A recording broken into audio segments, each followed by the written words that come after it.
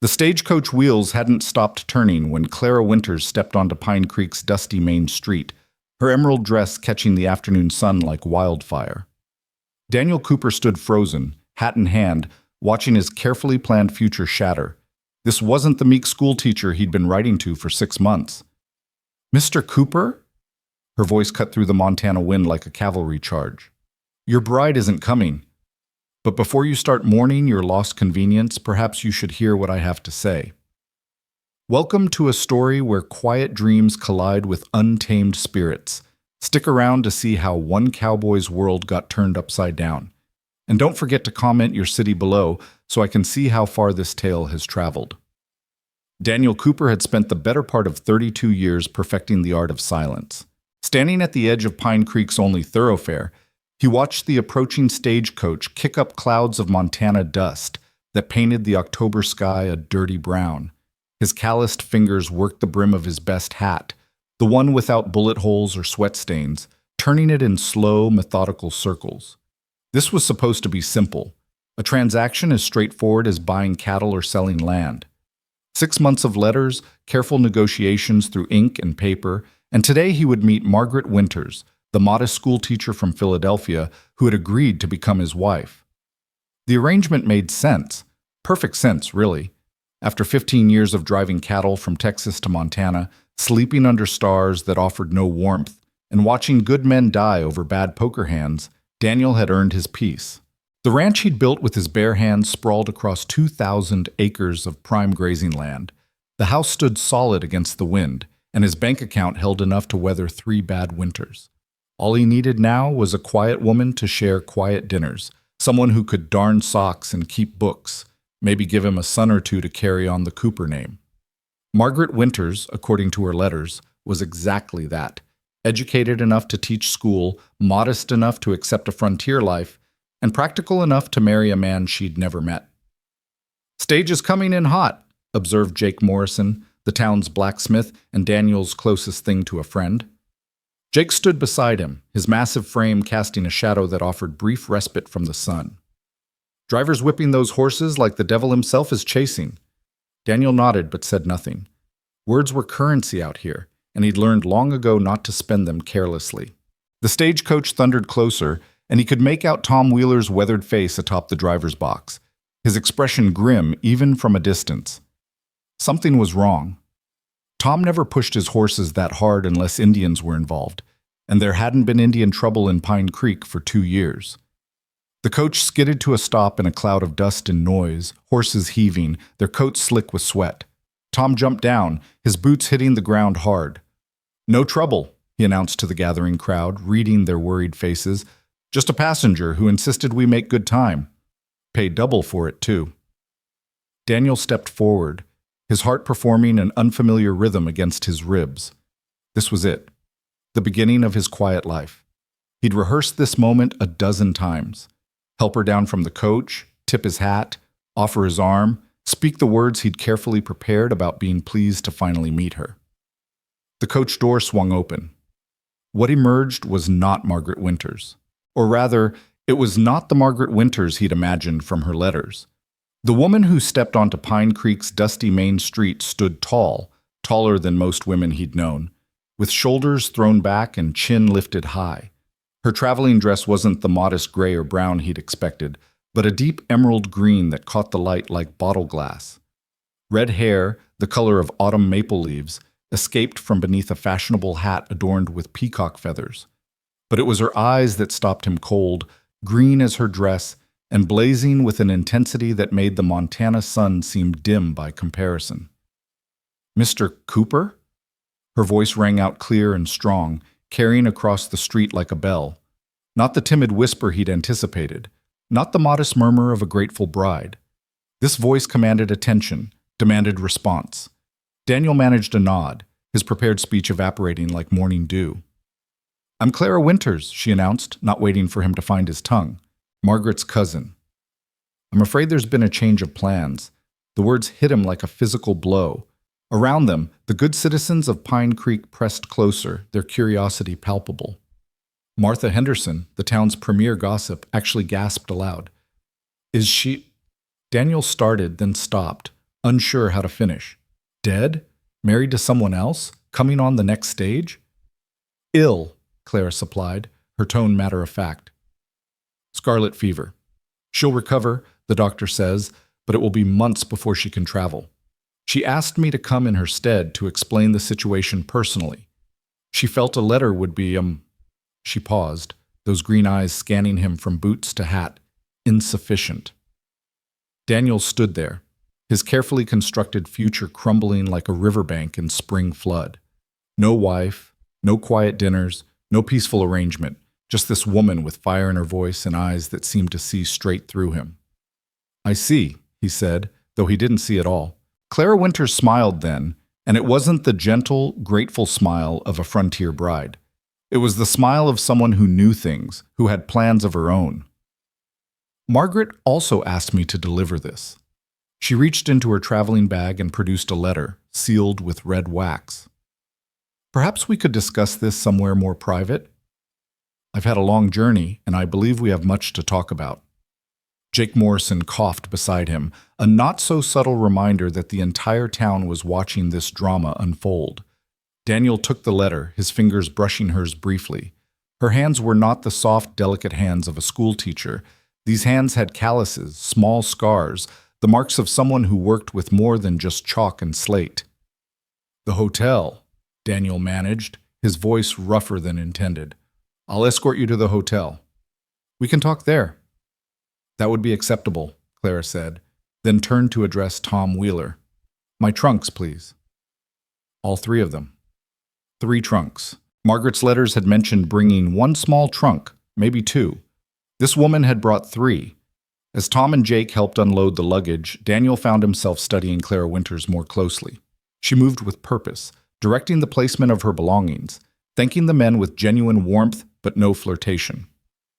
When Martha Henderson approached with transparent curiosity, Clara met her with a smile that was friendly but revealed nothing. "Shall we, Mr. Cooper?" Clara said, turning back to him. "I imagine you have questions."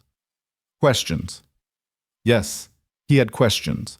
1,000 of them, starting with who exactly this woman was and ending with what in God's name he was supposed to do now.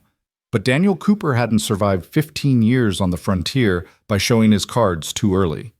"This way," he said, offering his arm out of habit more than courtesy. She took it, her grip firm and steady. As they walked down Main Street toward the Pine Creek Hotel, Daniel was acutely aware of the eyes following them, the whispers starting already. By nightfall, everyone in town would know that Daniel Cooper's mail-order bride hadn't come, that this flame-haired woman had arrived instead. The Pine Creek Hotel sat at the corner of Main and 2nd, a 2-story building that Jake Morrison's wife, Sarah, kept with militant cleanliness.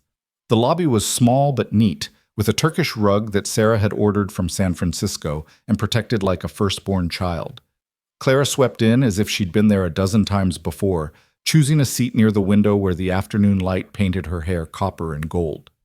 Daniel sat across from her, placing his hat on the small table between them. The letter she'd given him felt heavy in his pocket. "You should read it," Clara said, nodding toward his pocket. Margaret was quite specific about what she wanted to say. He pulled out the letter, broke the seal, and unfolded the careful script he'd come to know over 6 months of correspondence. "Dear Mr. Cooper, I write this with sincere regret and deepest apologies. As my cousin Clara will have explained, I have taken ill and cannot make the journey we planned. The doctor assures me I will recover, but it will be several months before I am strong enough to travel. I must be honest with you, as you have been honest with me in our correspondence. During my illness, I have had much time to think, and I have come to realize that I accepted your proposal for the wrong reasons. I was running from a broken engagement, seeking escape rather than partnership. You deserve better than a woman who sees you as a refuge rather than a choice. Clara has volunteered to make this journey to explain in person what a letter could not adequately convey. She is also in need of a new beginning, though her circumstances are quite different from mine. I have taken the liberty of suggesting she might find opportunities in Pine Creek, should you be amenable to assisting her in establishing herself there. She is a skilled dressmaker and a woman of remarkable capability. I release you from any obligation our correspondence may have created. I hope you will find the partnership you seek with someone who can offer you their whole heart. With sincere regret, Margaret Winters. Daniel read the letter twice, then folded it carefully and placed it on the table. Clara watched him, those green eyes patient but alert. "Well," he said finally. "That's that then." "Is it?" Clara asked, leaning forward slightly. "Margaret seemed to think you might be willing to help me establish myself here, but if you'd prefer I take the next stage back east." "No," Daniel said, surprising himself with the quickness of his response. "That is, there's no need for you to leave immediately. You've had a long journey." Clara smiled, that knowing smile again. "I have a proposition for you, Mr. Cooper. A business proposition, nothing more. I am, as Margaret mentioned, a dressmaker. A very good one, actually. I've brought my equipment, samples of my work, and enough capital to establish a shop. What I need is an introduction to the town, someone to vouch for me. Help me find suitable premises. In exchange, I can offer you something as well." "And what's that?" "A graceful exit from this situation," Clara said simply. "Right now, everyone in town is wondering what's happened, creating their own stories. If you help me establish myself here, the narrative becomes simple. Your intended couldn't come, but her cousin needed a fresh start, and being the gentleman you are, you assisted her. Your reputation remains intact, and you're free to pursue other arrangements without the shadow of a failed mail-order marriage hanging over you." Daniel studied her, this unexpected woman with her unexpected proposition. There was sense in what she said. Pine Creek did need a dressmaker. The women in town had been complaining about having to order from Denver or San Francisco, waiting months for decent clothing. And she was right about the gossip. If he sent her away, the story would be that he'd been jilted, left standing like a fool. But if he helped her... "What happened to you?" he asked suddenly. "Margaret's letter said you needed a new beginning. Why?" For the first time, Clara's composure cracked slightly. Her fingers tightened on her reticule, and something flickered in those green eyes, pain maybe, or anger, or both. "That's my business, Mr. Cooper. All you need to know is that I'm here legally, I owe no debts, and I've committed no crimes.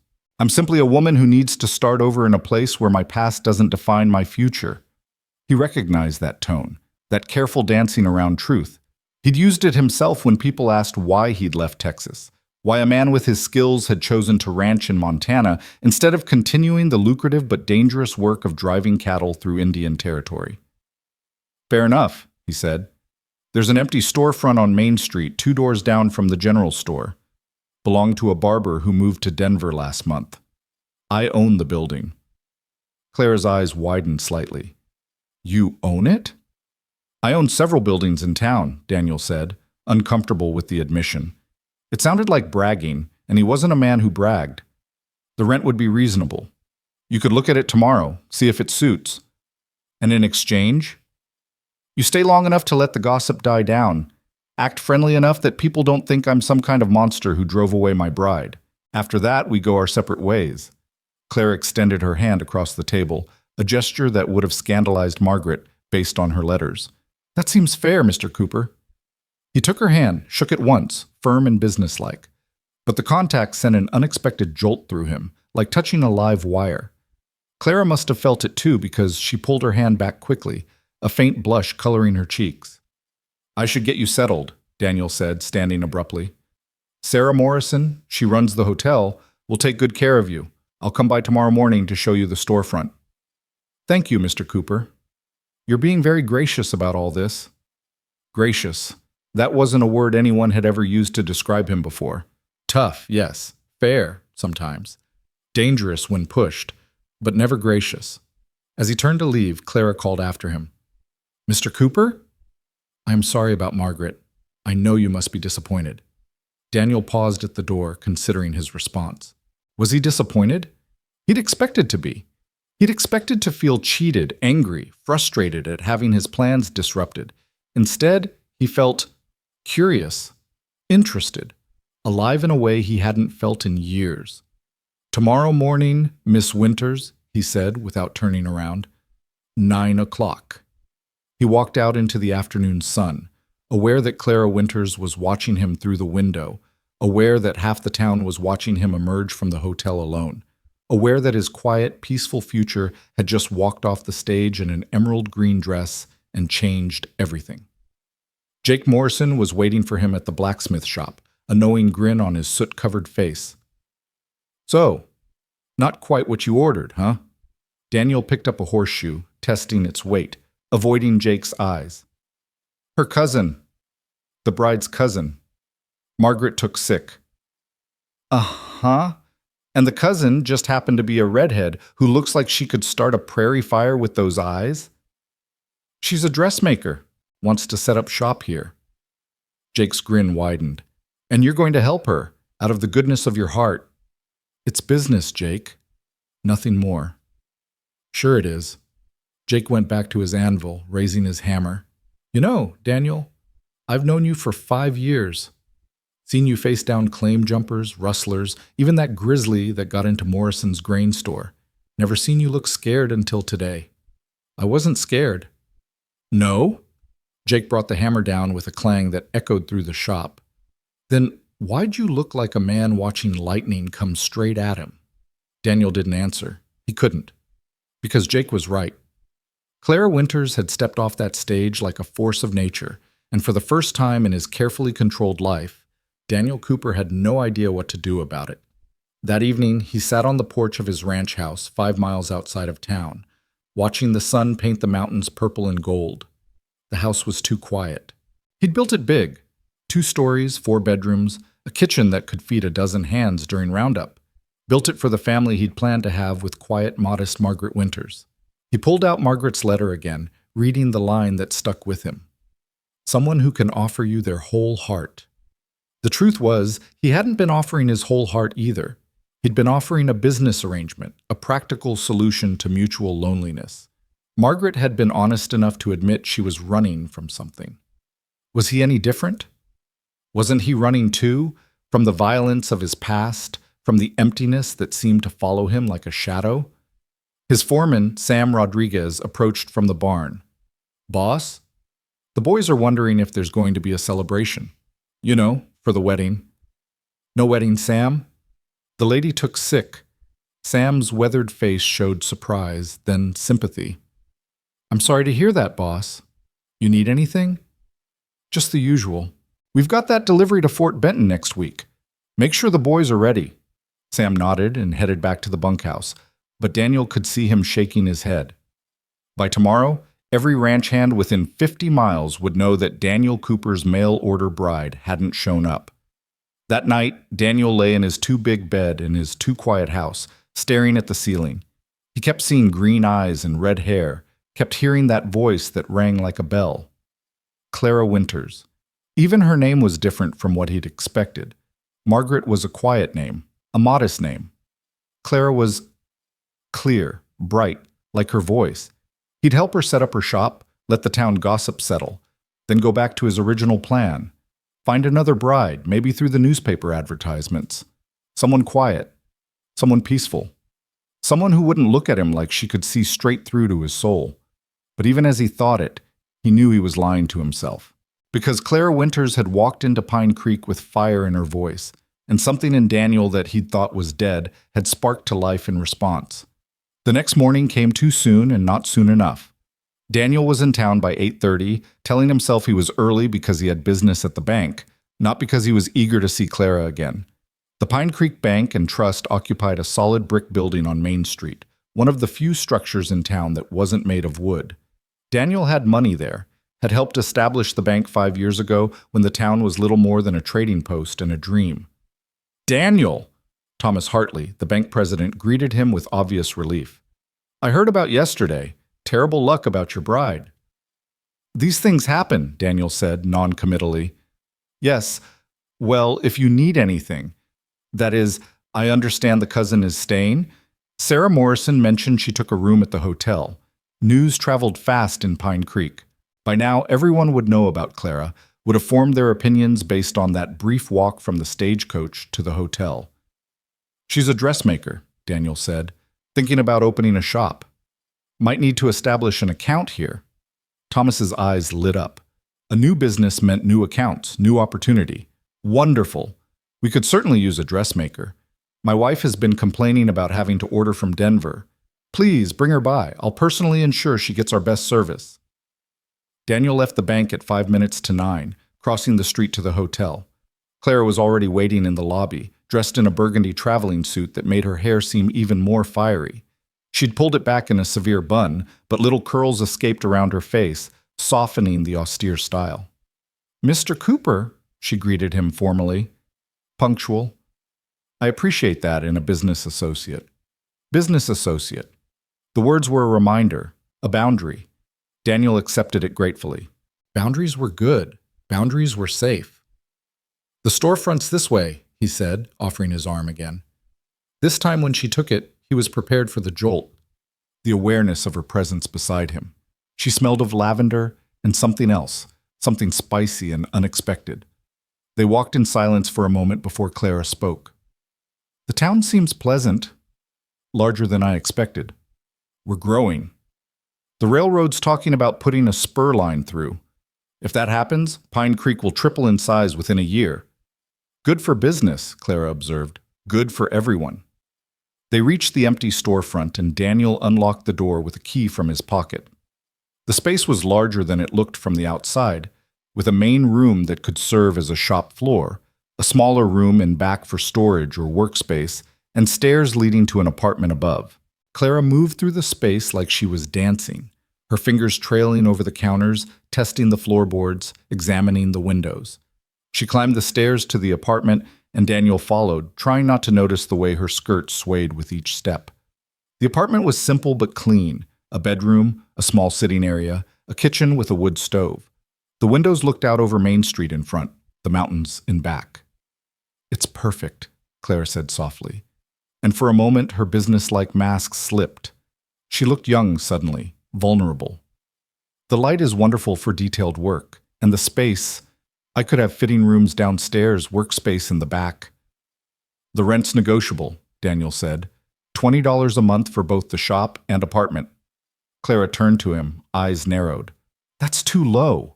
The going rate for commercial space is at least 30, 40, with living quarters included." "25 then."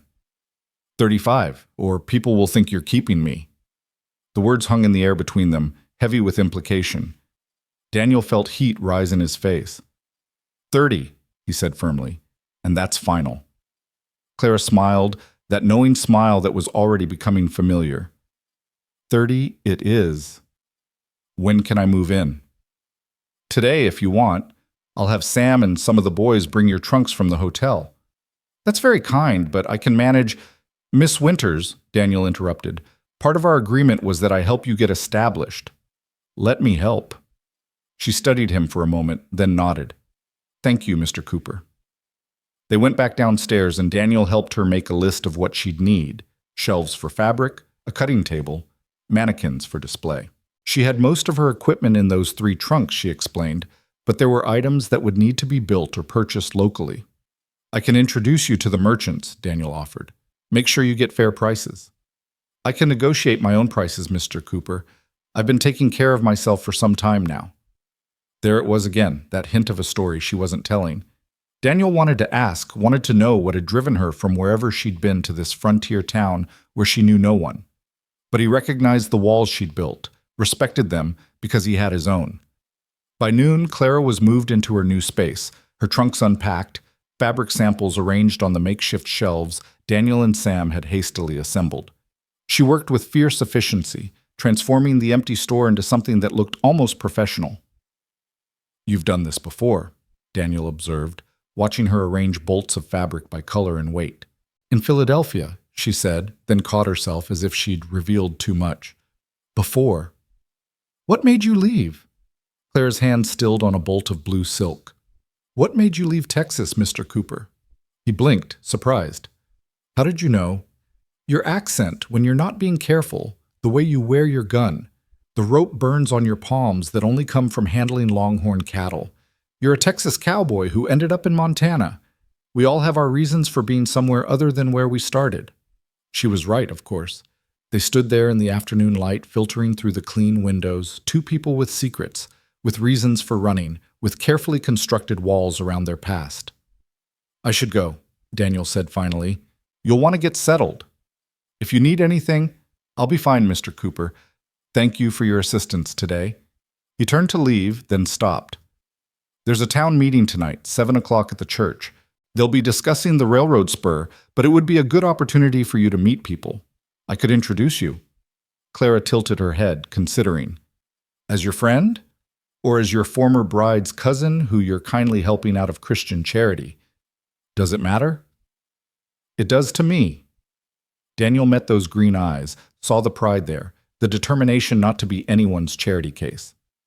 "As my business associate, a skilled dressmaker who's going to provide a much-needed service to Pine Creek. Then I'll be there." That evening, the small church that served as Pine Creek's meeting hall was packed. Word had spread about the new dressmaker, and every woman in town had found a reason to attend the usually sparsely populated town meetings. Daniel stood near the door, watching Clara work the room like a politician. She had changed into an elegant but not ostentatious dress of deep green wool, her hair arranged in a softer style that made her look approachable but still professional. "Mrs. Henderson," Clara was saying to the town gossip, "what a lovely brooch. Is it a family piece?" Martha Henderson, who could usually find something negative to say about anyone, actually blushed with pleasure. "Why, yes. It was my grandmother's. The craftsmanship is exquisite. They don't make them like this anymore. I'd love to design a dress that would complement it perfectly." Within an hour, Clara had charmed half the women in town and intrigued the other half. She discussed fashion with the banker's wife, offered to teach embroidery to the minister's daughters, and somehow got old Mrs. Patterson, who hadn't bought a new dress in 10 years, excited about updating her wardrobe. "She's something," Jake Morrison said, appearing at Daniel's elbow. "Not exactly the mouse you were expecting, is she?" "No," Daniel agreed, watching Clara laugh at something the mayor's wife had said. The sound was rich, genuine, nothing held back. "She's not. You know the whole town's watching you two, right? Trying to figure out what's really going on." "Nothing's going on. I'm helping her get established, that's all." Jake snorted. "You keep telling yourself that, friend. But I saw the way you looked at her when she walked in tonight. And more importantly, I saw the way she looked at you." "How did she look at me?" "Like a woman who's trying very hard not to be interested." Daniel turned to Jake, ready to argue, but the meeting was called to order. The railroad discussion dominated the first hour, with heated debate about right-of-ways and depot locations. Daniel found his attention wandering to Clara, who sat with the other women but somehow apart, taking everything in with those alert green eyes. When the formal business concluded, Mayor Whitman stood up. "Before we adjourn, I'd like to welcome our newest resident, Miss Clara Winters, who's opening a dressmaking shop on Main Street." Clara stood, nodding graciously to the applause. "Thank you for the warm welcome. I look forward to serving Pine Creek and getting to know all of you better." "Miss Winters," called out Martha Henderson. "Is it true you're from Philadelphia?" Daniel saw Clara tense slightly, but her smile never wavered. "I've spent time there, yes. I've been fortunate enough to study with some excellent dressmakers in several cities." "And you're Mr. Cooper's intended's cousin?" This from Barbara Whitman, the mayor's wife, who had a talent for asking uncomfortable questions. "My cousin Margaret and Mr. Cooper had corresponded, yes. Unfortunately, she took ill and couldn't make the journey. Mr. Cooper has been kind enough to help me establish my business here." "How fortunate," Barbara said, her tone suggesting she found it anything but. "And how long do you plan to stay in Pine Creek?" Clara's chin lifted slightly, and Daniel saw that flash of fire in her eyes. "As long as there are women in Pine Creek who appreciate quality dressmaking, Mrs. Whitman. Based on the conversations I've had tonight, I expect that will be quite some time." A murmur of approval ran through the crowd, particularly from the younger women who were tired of Barbara Whitman's social dominance. After the meeting, Daniel found himself walking Clara back to her shop. The evening was cool, autumn crisp in the air, and the stars were just beginning to emerge. "Thank you," Clara said suddenly. "For what?" "For not trying to rescue me in there. I can fight my own battles. I noticed. You handled Barbara Whitman better than most. She's not the first society woman I've dealt with who thinks she can put me in my place." Clara's voice carried a bitter edge. "I've learned how to handle them." They reached her shop, and Clara unlocked the door. "Would you like some coffee?" I just got my stove working. He should say no, should maintain the boundaries they'd established, should go back to his ranch and his quiet life. Instead, he heard himself saying, "Coffee sounds good." The shop looked different in the lamplight, softer, more intimate. Clara moved efficiently in the small kitchen area she'd set up in the back room, and soon the smell of coffee filled the space. "You did well tonight," Daniel said, accepting the cup she offered. "You'll have more business than you can handle." "That's the idea." Clara sat across from him at the small table she'd placed near the window. "I need this to work, Mr. Cooper. I need to build something here, something that's mine." "Why?" The question slipped out before he could stop it. Clara was quiet for a long moment, staring into her coffee cup. "Have you ever had everything you thought you wanted, only to have it torn away because you wouldn't be what someone else demanded you be?" Daniel thought of Texas, of the life he'd left behind, the violence that had driven him north. "Yes." "Then you understand." They sat in comfortable silence, two people who understood loss, who understood the need to build something new from the ashes of what was. "I should go," Daniel said finally, though he found he didn't want to. "Early morning tomorrow. Cattle to move." Clara walked him to the door. "Thank you again, Mr. Cooper, for everything." He paused on the threshold, looking down at her in the lamplight. She was beautiful, yes, but it was more than that. There was strength in her, steel beneath the silk. Margaret would have been easier, safer. Clara Winters was neither easy nor safe. "Good night, Miss Winters." "Good night, Mr. Cooper." He walked back to where he'd left his horse, aware that curtains twitched in windows as he passed. Let them talk. Let them speculate. The truth was simpler and more complicated than any gossip they could create. He'd expected a quiet bride and gotten fire instead. And despite every rational thought in his head telling him to maintain his distance, to stick to their business arrangement, Daniel Cooper found himself looking forward to seeing Clara Winters again. The first week passed quickly. Clara's shop opened officially on Thursday, and by Friday she had more orders than she could handle. Women who hadn't bought new dresses in years suddenly needed entire wardrobes.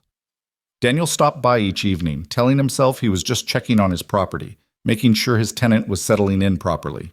"You don't need to keep checking on me," Clara said on the fifth evening, pins in her mouth as she worked on a dress form. "I'm quite capable of taking care of myself." "I'm not checking on you," Daniel protested. "I'm being neighborly." Clara removed the pins from her mouth, a smile playing at her lips. "Neighborly. Is that what we're calling it? What else would we call it?" She turned back to her work without answering, but Daniel could see her reflection in the window, could see the thoughtful expression on her face. On Saturday, trouble arrived in the form of William Thornton. Daniel was in the middle of examining a horse's shoe at Jake's blacksmith shop when the stranger rode into town. The man sat his horse like someone born to money, straight-backed, chin high, wearing clothes that cost more than most Pine Creek residents saw in a year. His black coat was perfectly tailored, his boots polished to a mirror shine despite the dusty ride. But it was his eyes that made Daniel's hand drift instinctively toward his gun.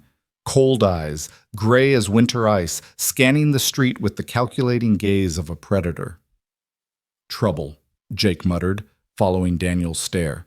The stranger dismounted in front of the hotel, handing his reins to young Tommy Henderson without looking at the boy. His movements were precise, economical, the kind of controlled motion that came from years of practice with a sword or pistol. Daniel had seen enough dangerous men to recognize another one. "Stay here," Daniel told Jake, but his friend was already reaching for the shotgun he kept behind his anvil. The stranger's voice carried across the street as he addressed Sarah Morrison at the hotel desk. "I'm looking for a woman. Red hair, green eyes, goes by Clara Winters. I was told she might have come through here." Daniel's blood went cold. He moved without thinking, crossing the street in long strides that ate up the distance between the blacksmith shop and the hotel. He pushed through the door just as Sarah was shaking her head. "I don't know anyone by that description, sir," Sarah said, her voice steady but her eyes flicking nervously to Daniel as he entered. The stranger turned, taking in Daniel's presence with those calculating eyes. "And you are?" "Someone who's wondering what business you have with folks in my town," Daniel said evenly. "Your town?" The stranger's lips curved in a smile that didn't reach his eyes. "You must be the local law." "Among other things." "Name's Cooper. William Thornton. The stranger extended his hand, but Daniel didn't take it. After a moment, Thornton lowered his hand, his smile widening. Not very hospitable, Mr. Cooper. Hospitality depends on the visitor's intentions. What's your business with Miss Winters? Thornton's eyes sharpened. So she is here. I thought as much. She and I have unfinished business. Personal business. What kind of personal business? The kind that's between a man and his fiancée. The words hit Daniel like a physical blow, but he kept his expression neutral. Fiancée. Clara had never mentioned being engaged. Then again, she'd made it clear her past was her own business. If Miss Winters wanted to see you, she'd have told you where she was going, Daniel said carefully. Women sometimes make rash decisions when they're emotional, Thornton said, his tone patronizing. Clara left Philadelphia in a rather dramatic fashion. I've come to bring her home where she belongs. Maybe she doesn't want to go home. Thornton's false smile disappeared. That's really not your concern, Mr. Cooper. Clara Winters is my intended. We have a contract, witnessed and legal. Her father agreed to the match before his death. She's simply being stubborn. A contract. Like Clara was property to be claimed. Daniel felt his jaw tighten. Miss Winters is a resident of Pine Creek now, he said. She's established a business here. If she wants to see you, that's her choice. If she doesn't, I suggest you get back on your horse and ride out the way you came. Or what? Thornton's hand moved slightly, revealing the pearl handle of what looked like a Colt .45 beneath his coat. Are you going to make me leave, Mr. Cooper? Because I should warn you, I'm very good with a pistol. I've won several dueling competitions back east. This isn't the East, Daniel said quietly, and we don't duel here. We just bury folks who cause trouble. The two men stood facing each other, the tension in the hotel lobby thick enough to cut. Sarah Morrison had backed against the wall, her hand pressed to her throat. Through the window, Daniel could see townspeople gathering, drawn by that invisible magnetism that preceded violence. The standoff was broken by the last voice Daniel wanted to hear at that moment. William. Clara stood in the doorway, her face pale but composed. She wore a simple blue dress, her hair pulled back in a working woman's bun, but she carried herself like a queen. Her green eyes moved from Thornton to Daniel, then back to Thornton. Clara. Thornton's entire demeanor changed, the ice in his eyes melting into something that might have been genuine affection if Daniel hadn't seen the calculation beneath it. My dear, I've been so worried. When you disappeared from Philadelphia, I feared the worst. As you can see, I'm fine. You're living in this... Thornton gestured dismissively at the hotel lobby, at Pine Creek visible through the windows. Wilderness. Working as a common seamstress. This isn't you, Clara. You don't get to decide who I am anymore, William. Thornton stepped toward her, and Daniel moved instinctively to block him. Thornton's eyes flashed with anger. Step aside, Mr. Cooper. This is between Clara and me. The lady doesn't seem to want to talk to you. The lady, Thornton said with emphasis, is my fiancée. We have a legal agreement. Had, Clara corrected, her voice steady as steel. Past tense. I returned your ring, William. I wrote you a letter explaining my decision. We have no agreement, legal or otherwise. My father is dead. Clara's voice cracked slightly on the last word. He's been dead for 6 months, William. Whatever agreement you had with him died with him. You're being emotional, Thornton said, his tone shifting to something softer, more coaxing. Clara, darling, I know you were upset about the wedding plans, about Mother's interference, but we can work through that. Come home with me. We'll start over. Clara laughed, but there was no humor in it. Start over? After what you did? What I did was try to protect you from yourself, Thornton said, his patience clearly wearing thin. You were becoming hysterical about your little dress shop, making scenes at social gatherings, embarrassing yourself and me. I did what any concerned husband would do. You had me committed. Clara's composure finally cracked, the words bursting out of her like water through a broken dam. You tried to have me locked in an asylum because I wouldn't give up my business. The lobby went silent. Sarah Morrison gasped. Daniel felt rage, cold and deadly, spreading through his chest. Now Clara's walls made sense, her fierce independence, her determination to build something that was hers alone. It was for your own good, Thornton said, as if drugging and institutionalizing a woman was perfectly reasonable. You were becoming unmanageable. Dr. Morrison said a few months of rest would cure your hysteria. There was nothing wrong with me except wanting to be more than your ornament, Clara said, her voice shaking with controlled fury. I escaped that hospital, William. I ran with nothing but the clothes on my back and what money I could hide. And I will die before I let you drag me back to that life. Thornton's facade finally cracked completely. You belong to me, he snarled. Your father promised you to me. You signed the engagement contract. You took my ring, accepted my gifts. You're mine by right. Like hell she is, Daniel said, stepping fully between Clara and Thornton. This doesn't concern you, Cowboy. It does now. Thornton's hand moved toward his gun, but Daniel was faster. Years of frontier living, of facing down rustlers and claim jumpers, had honed his reflexes to a razor's edge. His Colt was out and pressed against Thornton's ribs before the man could clear leather. Here's what's going to happen, Daniel said, his voice conversational, but his eyes deadly serious. You're going to walk out of this hotel, get on your horse, and ride out of Pine Creek. You're not going to come back. You're not going to send anyone else. You're going to forget Clara Winters exists. You can't threaten me, Thornton blustered, but Daniel could feel him trembling. I have connections.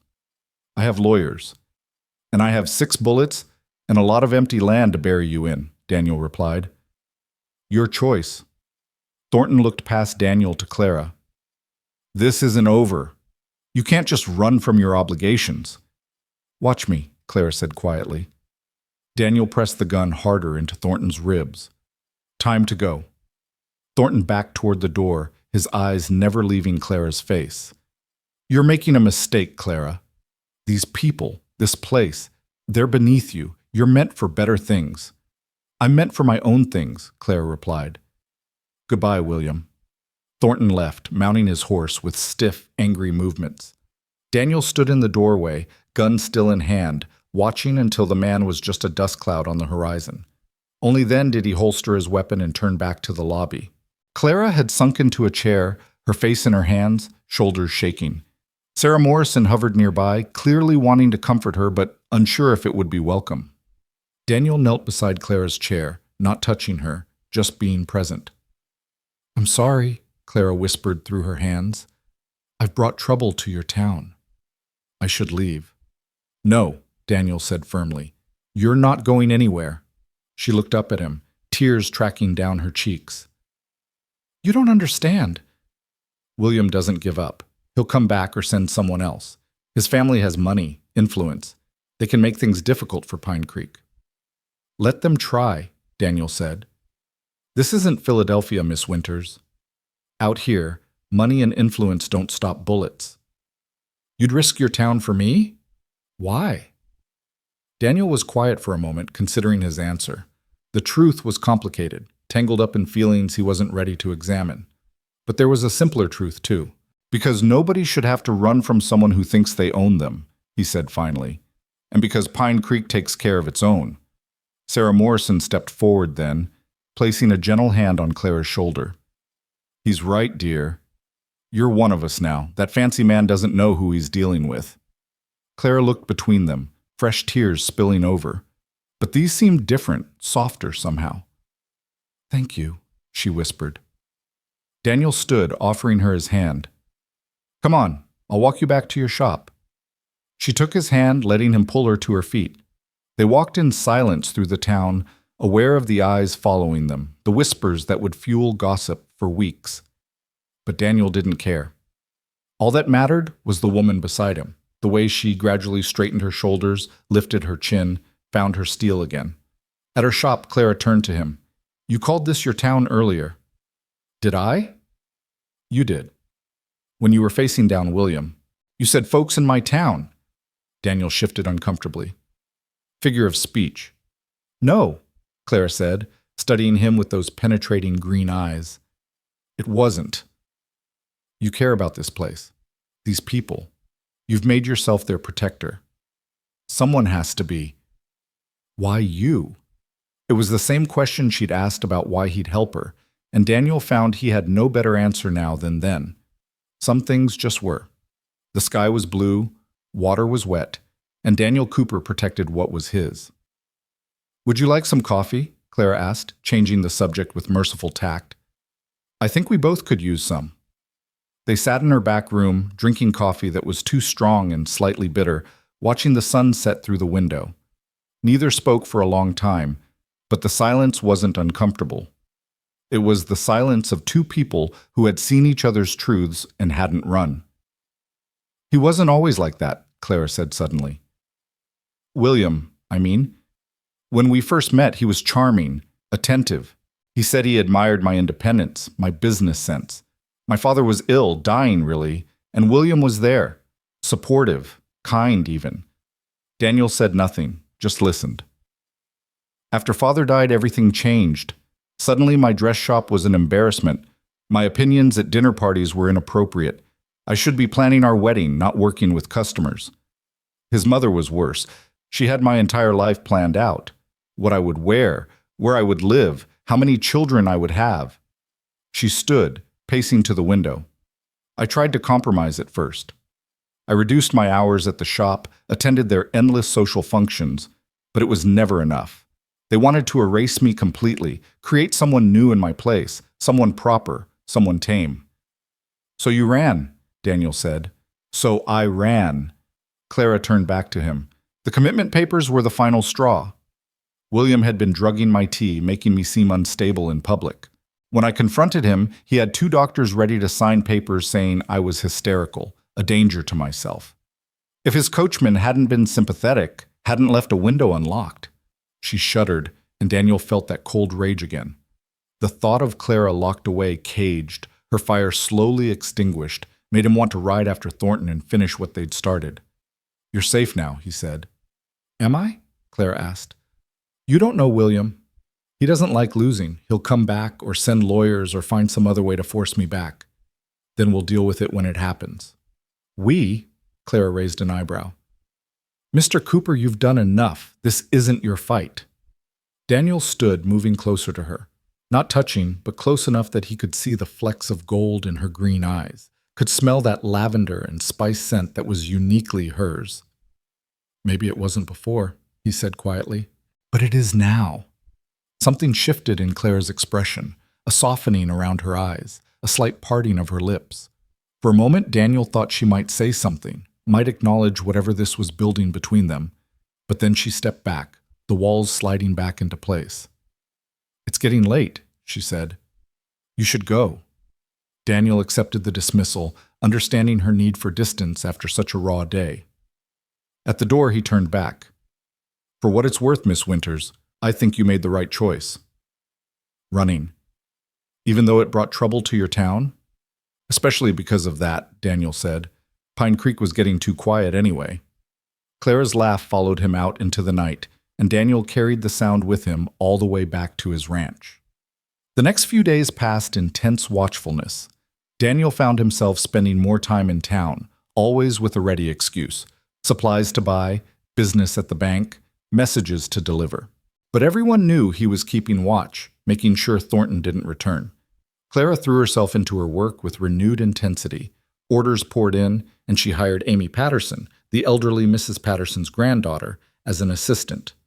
The shop became a gathering place for the women of Pine Creek, who came as much for Clara's company as for her dressmaking skills. She's good for this town, Jake observed one afternoon, standing with Daniel outside the blacksmith shop, watching Clara through her shop window as she worked with a customer. Bringing folks together. She's just doing business, Jake. Sure she is. And you're just happening to walk by her shop 6 times a day. Daniel didn't deny it. There was no point. The whole town was watching them dance around each other, placing bets on when something would finally happen. That something came sooner than expected, but not in the way anyone anticipated. It started with smoke on the horizon, black and ominous against the afternoon sky. Daniel was at his ranch, going over accounts with Sam, when one of the hands burst in. Fire, boss! Looks like the Henderson place. The Henderson ranch bordered Daniel's land to the east. Tom Henderson ran a small operation, just him, his wife Martha, and their boy Tommy. Good people, if a bit prone to gossip. Daniel was on his horse and riding before the hand finished talking, Sam and 3 others right behind him. They smelled it before they saw it, the acrid stench of burning wood and hay. The Henderson barn was fully engulfed, flames reaching toward the sky like angry fingers. Tom Henderson was trying to fight it with buckets of water from the well, a futile effort against the inferno. "The horses!" Martha Henderson screamed. "They're still inside!" Daniel didn't think, just acted. He grabbed a blanket from the ground, soaked it in the water trough, and wrapped it around himself.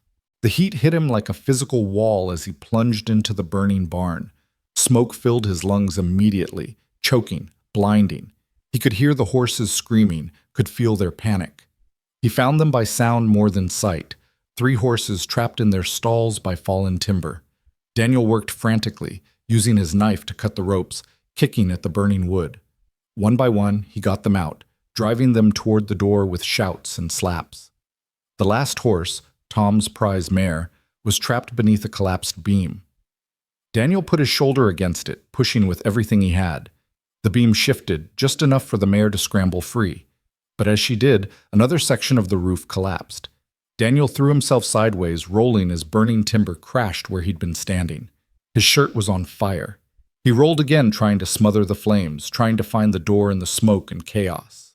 His lungs were screaming for air, his eyes streaming tears that evaporated in the heat. Then hands grabbed him, pulled him. Sam and Jake, they'd come in after him. They dragged him out into the blessed coolness of the afternoon, threw him on the ground, beat out the flames on his clothes. "You damn fool," Sam gasped, coughing smoke. "You trying to get yourself killed?" Daniel couldn't answer, too busy trying to breathe. His throat felt like he'd swallowed fire, his skin tight and painful where the flames had touched. But he was alive, and so were the horses. "Daniel!" He looked up to see Clara running toward them, her skirts hiked up, her face white with fear. She must have seen the smoke from town, must have ridden out with others who'd come to help. She dropped to her knees beside him, her hands hovering over his burns, afraid to touch and cause more pain. "You stupid, reckless man," she said, but her voice was thick with tears. "What were you thinking?" "Horses," Daniel managed to croak. "Horses," Claire repeated, shaking her head. "You risked your life for horses." Tom's livelihood. Clara made a sound somewhere between a laugh and a sob. "Of course you did. Of course you'd run into a burning building to save someone else's animals." Doc Watson arrived then, pushing Clara gently aside to examine Daniel's burns. They weren't as bad as they could have been. The blanket and his quick rolling had prevented serious damage. But he'd have scars, the doctor said, and his lungs would hurt for days from the smoke. "You're lucky," Doc Watson said, applying salve to the burns. "Could have been much worse." "Feel like I've been branded," Daniel wheezed. "Close enough," the doctor agreed. "You need rest, lots of water, and someone to watch you for the next day or so." Those lungs took a beating. "I'll do it," Clara said immediately. When everyone looked at her, she lifted her chin defiantly. "Mr. Cooper has no one at his ranch to care for him properly. I have medical training. I helped nurse my father. I can manage the shop and check on him." "Miss Winters," Daniel started to protest, but she cut him off with a look that could have melted steel. "You just saved 3 horses and possibly the Hendersons' future. The least I can do is make sure you don't die from smoke inhalation in your sleep." There was no arguing with her when she used that tone. Daniel found himself loaded into a wagon, Clara beside him, heading back to his ranch. The ride was torture, every bump sending pain through his burned skin and aching lungs. At the ranch house, Clara took charge immediately. She ordered Sam to bring water, lots of it, had the hands set up a bed in the main room where the air was better, and began mixing something that smelled terrible from supplies she'd brought from Doc Watson. "Drink this," she ordered, holding a cup to Daniel's lips. "Smells like dead skunk. It'll help your throat. Drink." He drank, grimacing at the taste. But she was right, it did help, coating his raw throat with something soothing. She helped him out of his ruined shirt, her touch gentle as she applied more salve to his burns. Her fingers were cool against his heated skin, and Daniel found himself focusing on that touch to distract from the pain. "This is becoming a pattern," Clara said softly as she worked. "You riding to someone's rescue. Just being neighborly." "Neighborly," she repeated, the word carrying a weight of meaning. "Is that what you call it when you risk your life for others?" "What else would I call it?" Clara was quiet for a moment, wrapping clean bandages around his torso where the burns were worst. "Hero comes to mind. Not a hero. Just did what needed doing." "That's exactly what makes you a hero, you frustrating man." She stayed with him through the night, forcing him to drink water every hour, checking his breathing, applying more salve when he needed it. Daniel dozed fitfully, waking to find her there each time, reading by lamplight or simply watching him with those green eyes full of something he couldn't quite name. "You should sleep," he told her during one of his more lucid moments. "I'm fine." "Clara," it was the first time he'd used her given name, and they both noticed. "You don't have to do this." "Yes," she said quietly, "I do." "Why?" She was quiet for so long he thought she wouldn't answer. Then, "Because you stood between me and William. Because you made me feel safe for the first time in months. Because—" She paused, seeming to struggle with the words. "Because I care what happens to you, Daniel Cooper, more than I should, more than I wanted to." Daniel reached out, ignoring the pain in his burned arm, and took her hand. "Clara—" "Don't," she said, but she didn't pull her hand away. "Don't say anything. Not now, not when you're hurt and I'm tired and neither of us is thinking clearly." So he didn't say anything, just held her hand while the night wore on, while his breathing slowly eased and the pain faded to a dull ache. When morning came, bringing Sam and Doc Watson to check on him, Claire was asleep in the chair beside his bed, her hand still in his. Doc Watson examined him, proclaimed him likely to survive, and left more salve. Sam reported that the Hendersons were managing, their neighbors pitching in to help rebuild the barn, and through it all, Clara slept, exhausted from her vigil. "She's a keeper, boss," Sam said quietly, nodding toward Clara. "Woman like that doesn't come along often." "She's not mine to keep, Sam." "Maybe not yet," Sam said with a knowing smile. "But I've got eyes. I see how she looks at you, and how you look at her when you think no one's watching." After Sam left, Daniel lay there watching Clara sleep, seeing the vulnerability she hid so carefully when awake. Her hair had come loose from its pins, falling around her face in copper waves. There was a smudge of soot on her cheek from the fire, and her dress was wrinkled beyond repair. She'd never looked more beautiful. When she finally woke, blinking in the morning sun, she immediately checked on him, feeling his forehead for fever, listening to his breathing. "I'm fine," he assured her. "Thanks to you." "You scared me," she admitted, her walls down for just a moment. "When I saw that fire, heard you were inside." "I'm sorry." "No, you're not. You'd do it again." "Probably," he admitted. Clara shook her head, but she was almost smiling. "What am I going to do with you, Daniel Cooper?" "Stay," he said, without thinking. "Just stay." The word hung between them, meaning so many things. Stay for breakfast, stay in Pine Creek, stay in his life. Clara stood, smoothing her wrinkled skirts, rebuilding her walls with visible effort. "I need to get back to the shop," she said. "Amy will be wondering where I am." "Clara, rest, Daniel. I'll check on you tomorrow." She left, and the house felt emptier than it ever had before. Daniel lay there, burns aching, lungs still raw, thinking about green eyes and copper hair and a woman who'd stayed up all night to make sure he kept breathing. The next week passed in a blur of healing and tension. Daniel's burns healed quickly, leaving only faint scars as Doc Watson had predicted. The town rallied around the Hendersons, rebuilding their barn in just 3 days. And Clara? Clara kept her distance, polite but professional, maintaining the boundaries they'd established. It was driving Daniel crazy. "Just tell her how you feel," Jake advised, exasperated after listening to Daniel's careful non-questions about Clara for the 5th time that day. "It's not that simple." "Sure it is. You care about her. She cares about you. Even blind Pete can see it, and he's been dead for 2 years. She's been through trauma, Jake. That bastard Thornton tried to lock her up. She needs time, space. What she needs, Jake said, bringing his hammer down with particular force, is a man who'll fight for her instead of tiptoeing around like he's afraid she'll break. But before Daniel could decide whether Jake was right, Thornton returned. This time he didn't come alone. He brought two men who looked like hired guns, and worse, he brought a man in a black suit carrying a leather case that screamed, "Lawyer." They rode into town on a Tuesday afternoon, bold as brass, tying their horses in front of the hotel. Daniel was at the bank when Tommy Henderson came running to find him. "Mr. Cooper!" That fancy man's back, the one who was bothering Miss Clara. Daniel was moving before Tommy finished speaking. He found Thornton and his entourage in the hotel lobby, Sarah Morrison backed against the wall again, her face pale but determined. "Ah, Mr. Cooper," Thornton said with that cold smile. "I hoped we'd meet again.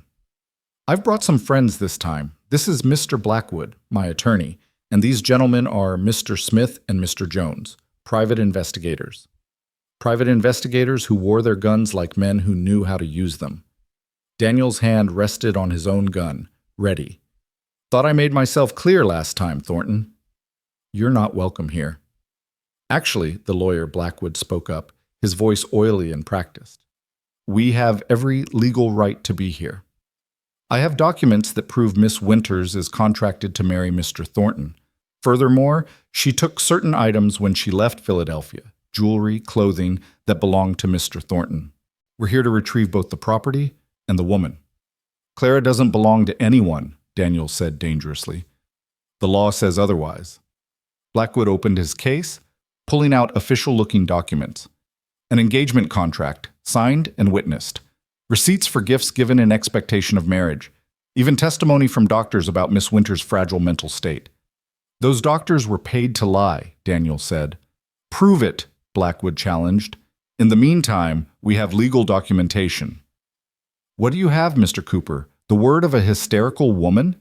Daniel was about to respond, probably with his fists rather than words, when Clara's voice cut through the tension. "What I have, Mr. Blackwood, is documentation of my own." She stood in the doorway, but this wasn't the Clara who'd arrived on the stage weeks ago, or even the Clara who'd nursed Daniel through the night. This was someone new, someone forged in fire and stronger for it. She carried a leather portfolio, and her eyes blazed with determination. "Clara," Thornton started, but she ignored him completely, addressing the lawyer. "Mr. Blackwood, are you aware that attempted false imprisonment is a federal crime? Or that conspiracy to commit fraud, such as paying doctors to provide false testimony, carries a prison sentence?" Blackwood's smug expression faltered. "I don't know what you're talking about." Clara opened her portfolio, pulling out papers of her own. "These are sworn affidavits from 3 servants in the Thornton household, witnessing William drugging my tea. This is testimony from Dr. Marcus Webb, who was approached to sign commitment papers and refused, stating that I showed no signs of mental illness. And this," she held up another document, "is a signed confession from Dr. Morrison, the doctor who did agree to sign, admitting he was paid $500 to declare me hysterical." The room went silent. Thornton's face had gone pale, while Blackwood looked like he'd swallowed something sour. "How did you—" Thornton started. "Did you really think I'd run without protecting myself?" Clara asked, her voice steady and strong. "I spent 2 weeks before I left gathering evidence, paying servants for their testimony, convincing Dr. Morrison that prison was worse than losing your bribe money. I have enough documentation to have you charged with attempted kidnapping, fraud, and conspiracy." "You're bluffing," Thornton said, but his voice lacked conviction. "Try me." Clara stepped forward, and Daniel saw Thornton actually step back. "I also have this, a letter from your mother to Mrs. Ashford, discussing how you needed to marry quickly to gain access to your trust fund, how any wife would do as long as she was presentable and controllable.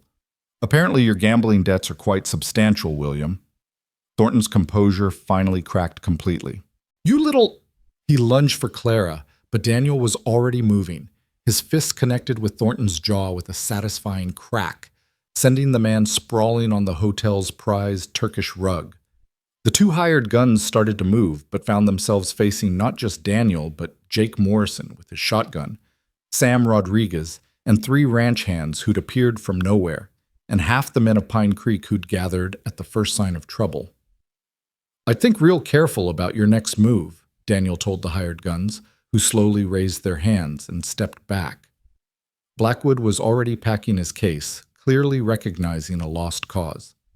"Mr. Thornton, I believe we should leave. The lady has made her position clear, and the documentation she's provided could indeed prove problematic."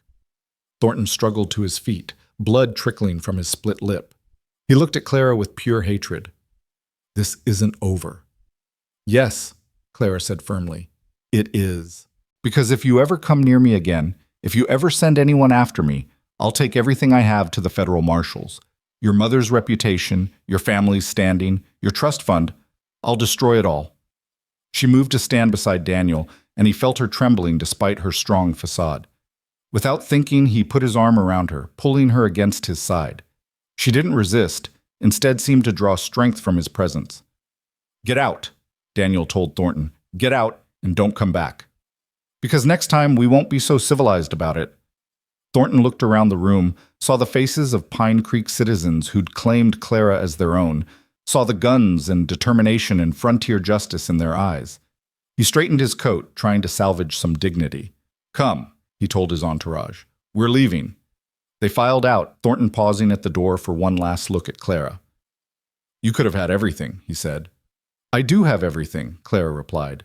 "Everything that matters." They watched through the windows as Thornton and his men mounted their horses and rode away. This time Daniel knew they wouldn't be back. The evidence Clara had, the unified front of the town, and the very real threat of frontier justice would keep them away. The crowd began to disperse, people patting Clara on the shoulder, offering their support.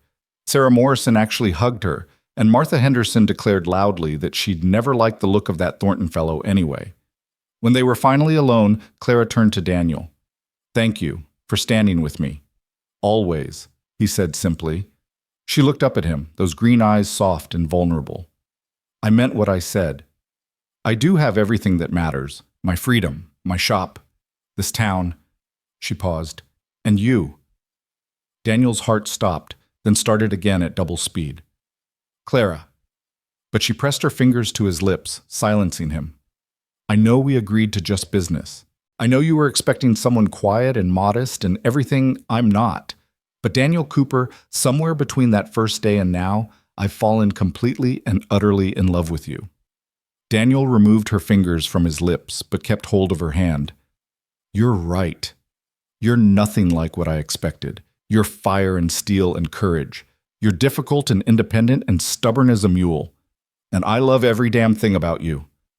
Clara's eyes filled with tears, but she was smiling. "So what do we do now?"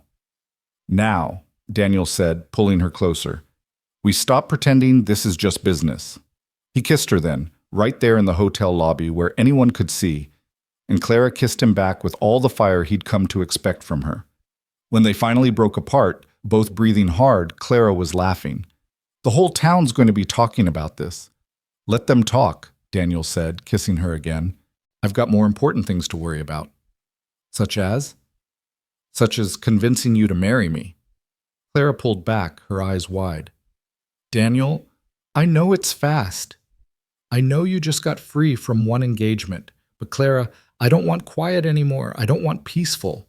I want the fire you bring. I want the challenges and the arguments and the passion. I want you, Clara Winters, exactly as you are." Clara was crying openly now, not bothering to hide it. "You impossible man! How am I supposed to say no to that?" "You're not," Daniel said confidently. "You're supposed to say yes." "Yes," Clara whispered, then louder. "Yes, Daniel Cooper, I'll marry you. But I'm keeping my shop. I wouldn't expect anything else. And I'm not going to be a quiet, submissive wife." "God, I hope not. And I might occasionally do things that drive you crazy." "You already do," Daniel assured her, pulling her close again. "And I wouldn't have it any other way." They stood there in the hotel lobby, holding each other, two people who'd expected one thing from life and gotten something completely different, something infinitely better. Outside, the sun was setting over Pine Creek, painting the sky in shades of gold and red that seemed to echo the fire between them. "We should probably tell people," Clara said eventually, though she made no move to leave his arms. Tomorrow, Daniel said, kissing the top of her head. Tonight, let's just be us. But of course, in a town like Pine Creek, word was already spreading. Jake Morrison was collecting on bets, Sarah Morrison was planning the wedding in her head, and Martha Henderson was telling anyone who'd listen that she'd known from the start those two were meant for each other. The morning after their declaration in the hotel lobby, Daniel woke to find his ranch oddly quiet. Too quiet. Usually by dawn he could hear Sam and the hands moving about, preparing for the day's work. But this morning there was nothing but the sound of wind through the grass and the distant lowing of cattle. He dressed quickly, his movements still slightly stiff from the healing burns, and made his way to the kitchen. There he found a note from Sam. Boss took the boys to move the herd to the north pasture like you wanted. Figured you might want some privacy this morning. Coffee's on the stove. Privacy. Daniel shook his head, smiling despite himself. The whole ranch, the whole town, probably knew about last night by now. He'd kissed Clara Winters in full view of anyone who cared to look, had declared his intentions as publicly as if he'd posted a notice in the general store. He was pouring his second cup of coffee when he heard horses approaching. Through the window, he saw Clara riding up on a borrowed mare, her emerald dress replaced by a practical split skirt and blouse, her hair braided and pinned up under a wide-brimmed hat. She looked like she belonged here, on his land, approaching his house like she had every right to be there, which, Daniel supposed, she did now. "You're up early," he said, meeting her on the porch. "I couldn't sleep," Clara admitted, dismounting with easy grace. "Too many thoughts running through my head." Second thoughts? She looked up at him sharply, then saw the concern in his eyes. "No, never. Just practical thoughts. Where we'll live, how we'll manage two businesses, what people will say. Since when do you care what people say?" "I don't," Clara said, then amended. "Well, not much. But this affects you too, Daniel. Your reputation, your standing in the community." Daniel stepped down from the porch, taking her hands in his. "My reputation survived being jilted by a mail-order bride. I think it can handle marrying a woman with fire in her voice." Clara smiled at that, the tension in her shoulders easing. "Is that how you think of me?" "Fire?" "Among other things," Daniel said, pulling her closer. "Beautiful. Brave. Stubborn as hell. Flattery will get you everywhere, Mr. Cooper." "I'm counting on it, Miss Winters." They stood there for a moment, just holding each other in the morning light, when the sound of approaching riders made them step apart. A group was coming up the road. Jake and Sarah Morrison, Doc Watson, Mayor Whitman, and his wife Barbara, and surprisingly, Martha Henderson.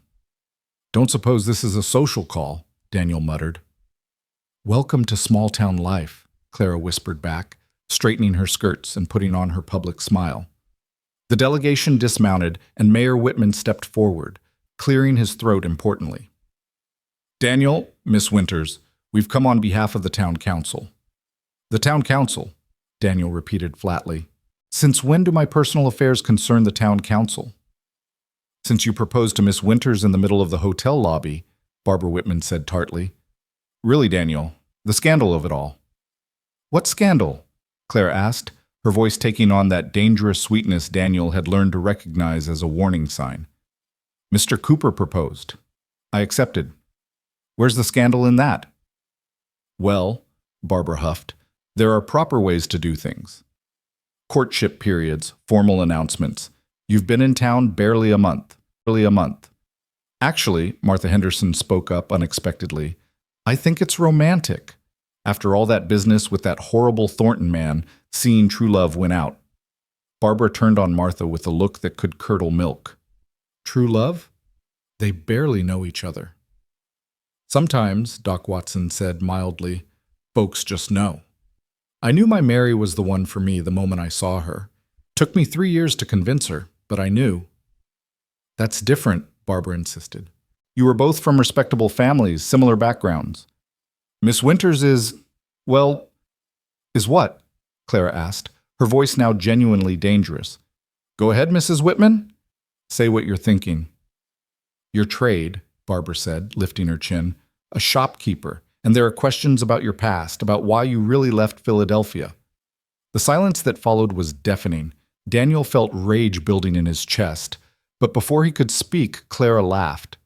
Not a bitter laugh or an angry one, but a genuinely amused sound that seemed to confuse everyone present. You're absolutely right, Mrs. Whitman. I am trade. I work with my hands, creating beautiful things that make women feel confident and lovely. I earn my own money, pay my own way, and answer to no one but myself. If that makes me unsuitable in your eyes, then I wear that unsuitability as a badge of honor. She turned to Daniel, her green eyes blazing. And if Mr. Cooper chooses to marry a woman in trade, a woman with a past, a woman who refuses to apologize for who she is, then that's his choice to make.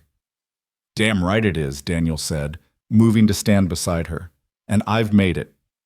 Clara and I will be married as soon as she's ready. If the town council has a problem with that, they can find themselves another place to hold their meetings, because they won't be using my buildings anymore. Mayor Whitman's eyes widened. Daniel owned the building where the town council met, along with several other key structures in Pine Creek. The threat was clear and effective. Now, the mayor said hastily. There's no need for threats. We're simply concerned about propriety, about the town's reputation. The town's reputation, Jake Morrison said, speaking for the first time, is just fine. In fact, I'd say having a woman with Clara's courage and spirit as part of our community only improves it. Or have you all forgotten how she stood up to Thornton and his hired guns? How she protected herself and our town from their threats? Jake's right, Sarah added, moving to stand beside Clara. Clara's brought more life to this town in a month than we've seen in years. Her shop is thriving, she's teaching the young girls new skills, and she's shown us all what it means to stand up for yourself. But the speed of it all, Barbara protested weakly. Sometimes, Clara said, her voice softer now, when you've been running for so long, when you find a place that feels like home and a person who feels like safety, you don't want to wait. You don't want to waste time on propriety when you could be building a life. She looked at Daniel as she spoke, and he saw everything in her eyes. The fear she'd lived with, the courage it had taken to run, the hope she'd found here in Pine Creek. 3 weeks, he said suddenly. Everyone looked at him in confusion. 3 weeks from today, we'll be married. That gives the town time to adjust, Clara time to prepare, and me time to make sure the house is ready for her. 3 weeks? Clara turned to him, surprised. That's very soon. Too soon? She studied his face for a moment, then smiled. No, not too soon. 3 weeks it is. Martha Henderson clapped her hands together. A wedding! Oh, we haven't had a proper wedding in Pine Creek in ages. Sarah, we'll need to organize the ladies. There's so much to do. And just like that, the mood shifted. Barbara Whitman might have had more objections, but she was outnumbered and outmaneuvered. The delegation that had come to object found themselves planning a celebration instead. After they left, promising or threatening to return with lists and plans and 1,000 details, Daniel and Clara stood alone on the porch. 3 weeks, Clara said. Are you sure? I've never been more sure of anything in my life. Unless, do you want more time? Clara was quiet for a moment, looking out over the ranch, the mountains in the distance, the vast sky above. My whole life, I've had people making decisions for me. My father, well-meaning as he was, arranged my life according to his vision. William tried to force me into his mold. Even coming here, I was following Margaret's suggestion, her cousin's failed plan. She turned to face him fully. This is the first choice that's entirely mine. You are the first choice that's entirely mine. So no, I don't want more time. 3 weeks, 3 days, 3 hours, it doesn't matter. I know what I want. Daniel pulled her into his arms, kissing her with all the passion and promise he felt. When they broke apart, both breathing heavily, Clara was laughing again. We're going to scandalize the entire town. Good, Daniel said firmly. This town could use some scandalization. The next 3 weeks passed in a whirlwind of preparation. Clara's shop became command central for what Martha Henderson dramatically called the wedding of the century. Women came and went with fabric samples, food suggestions, and endless opinions about everything from flowers to music. Clara, meanwhile, was trying to run her business, prepare for a wedding, and deal with the reality of merging her life with Daniel's. The negotiations were sometimes heated. "I'm not giving up my shop," Clara said for the 10th time, pins in her mouth as she worked on her wedding dress. "I'm not asking you to," Daniel replied patiently, "but you can't live above the shop when we're married. The ranch is 5 miles out of town. Then I'll ride in every day." "In winter? Through snow and ice?" Clara glared at him over the white silk she was hemming. "Then what do you suggest? Keep the shop, hire someone to help Amy when you can't be there, and accept that some days you'll need to work from the ranch. Work from the ranch doing what? Darning your socks?" Daniel crossed the room, gently removing the pins from her mouth before kissing her soundly. "Work from the ranch designing dresses, planning new patterns, whatever it is you do when you're being brilliant and creative. You're trying to distract me with kissing." "Is it working?" "Maybe," Clara admitted, then pushed him away. "But we still need to figure this out, Daniel. I won't be a wife who loses herself in her husband's life. And I don't want you to be," Daniel said seriously. "Clara, I fell in love with the woman who stepped off that stage with fire in her voice and determination in her eyes. Why would I want to change that?" They were interrupted by Amy Patterson bursting through the door. "Miss Clara!" "Mr. Cooper, there's been an accident at the mine." The Colton mine was 10 miles north of Pine Creek, a small operation that employed about 30 men from the surrounding area. Daniel was moving before Amy finished speaking, Clara right behind him. "How bad?" Daniel asked, already heading for his horse. "Cave-in," Amy gasped, having run all the way from the telegraph office. "At least 6 men trapped. They're asking for anyone who can help." Daniel looked at Clara. "Stay here. It's dangerous." "Like hell," Clara said, already hiking up her skirts. "I have medical training, remember?" "I'm coming." There was no time to argue. They rode hard toward the mine, joined by other men from town who'd heard the news. Jake Morrison brought tools from his smithy, Doc Watson his medical bag, and Sam Rodriguez brought extra men from the ranch. The scene at the mine was chaos. Women stood crying, children clinging to their skirts, while men worked frantically at the mine entrance where tons of rock had collapsed. The mine foreman, a grizzled man named Patrick O'Brien, was directing efforts, but Daniel could see the despair in his eyes. "It's bad, Cooper," O'Brien said. "The whole main shaft came down. We know there's at least 6 men behind it, maybe more. We can hear tapping, so someone's alive, but—" He didn't need to finish. Everyone knew that mine accidents rarely ended well. "What do you need?" Daniel asked. "Miracle would be nice. Barring that, strong backs and steady hands. We need to shore up what's left before we can start digging, or we'll bring the whole mountain down." Daniel organized the men with military efficiency, setting up teams to work in shifts. Clara, meanwhile, had taken charge of the medical preparations, working with Doc Watson to set up a triage area, organizing the women to prepare bandages and water. For hours they worked, the sun climbing high, then beginning its descent. The tapping from inside the mine grew weaker, more sporadic. Hope was fading when young Tommy Henderson, who'd been water boy, noticed something. "Mr. Cooper, there's air coming from over here!" Daniel rushed to where Tommy was pointing, a section of the mine wall about 50 feet from the main collapse. Sure enough, there was a crack in the rock face, and air was flowing through it. "There must be another passage," O'Brien said, excitement breaking through his despair. "Old charts showed a secondary shaft, but we thought it had been sealed years ago. Can we break through?" "Maybe, but it's dangerous. No telling how stable that rock is." "I'll go," Daniel said immediately. "No." Claire's voice was firm behind him. "You're still healing from the fire. Your lungs can't take the dust in confined space. Someone has to—" "I'll go," Sam Rodriguez volunteered. "I'm smaller than you, boss. Easier to fit through tight spaces." "I'm going too," Jake Morrison said. "My brother's in there?" They worked for another 2 hours, carefully enlarging the crack until it was just big enough for a man to squeeze through. Sam went first, rope tied around his waist, followed by Jake. The waiting was agony. Clara stood beside Daniel, her hand in his, neither speaking. Then, a shout from inside. "We found them!" They're alive. What followed was a careful extraction that took 3 more hours. One by one, the trapped miners were brought out through the secondary passage. Jake's brother was among them, injured but alive. The last man out was barely breathing, his leg crushed, but Doc Watson thought he might survive with proper care.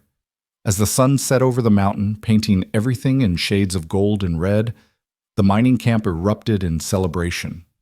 Families reunited, tears of relief replacing tears of fear. Daniel stood watching, exhausted but satisfied, when he realized Clara was no longer beside him. He found her around the side of the medical tent, throwing up into a bucket, her face pale and sweaty. "Clara?" He knelt beside her, alarmed. "Are you hurt? Did something happen?" She shook her head, accepting the water he offered. "I'm fine. Just the stress, I think. And I haven't eaten all day." "You need rest," Daniel said, but Clara was already straightening, wiping her mouth with determined dignity. "I need to help Doc Watson with the injured." "Clara, Daniel, those men need medical attention. I can rest later." She worked for 3 more hours, cleaning wounds, setting bones, offering comfort to frightened families. Daniel watched her, this woman who'd come to Pine Creek expecting to be a simple dressmaker and had become so much more. She was magnificent, he thought, even pale and exhausted, even with her dress ruined by blood and dirt. It was near midnight when they finally returned to town. Daniel insisted Clara stay at the ranch rather than ride all the way back to her shop, and she was too tired to argue.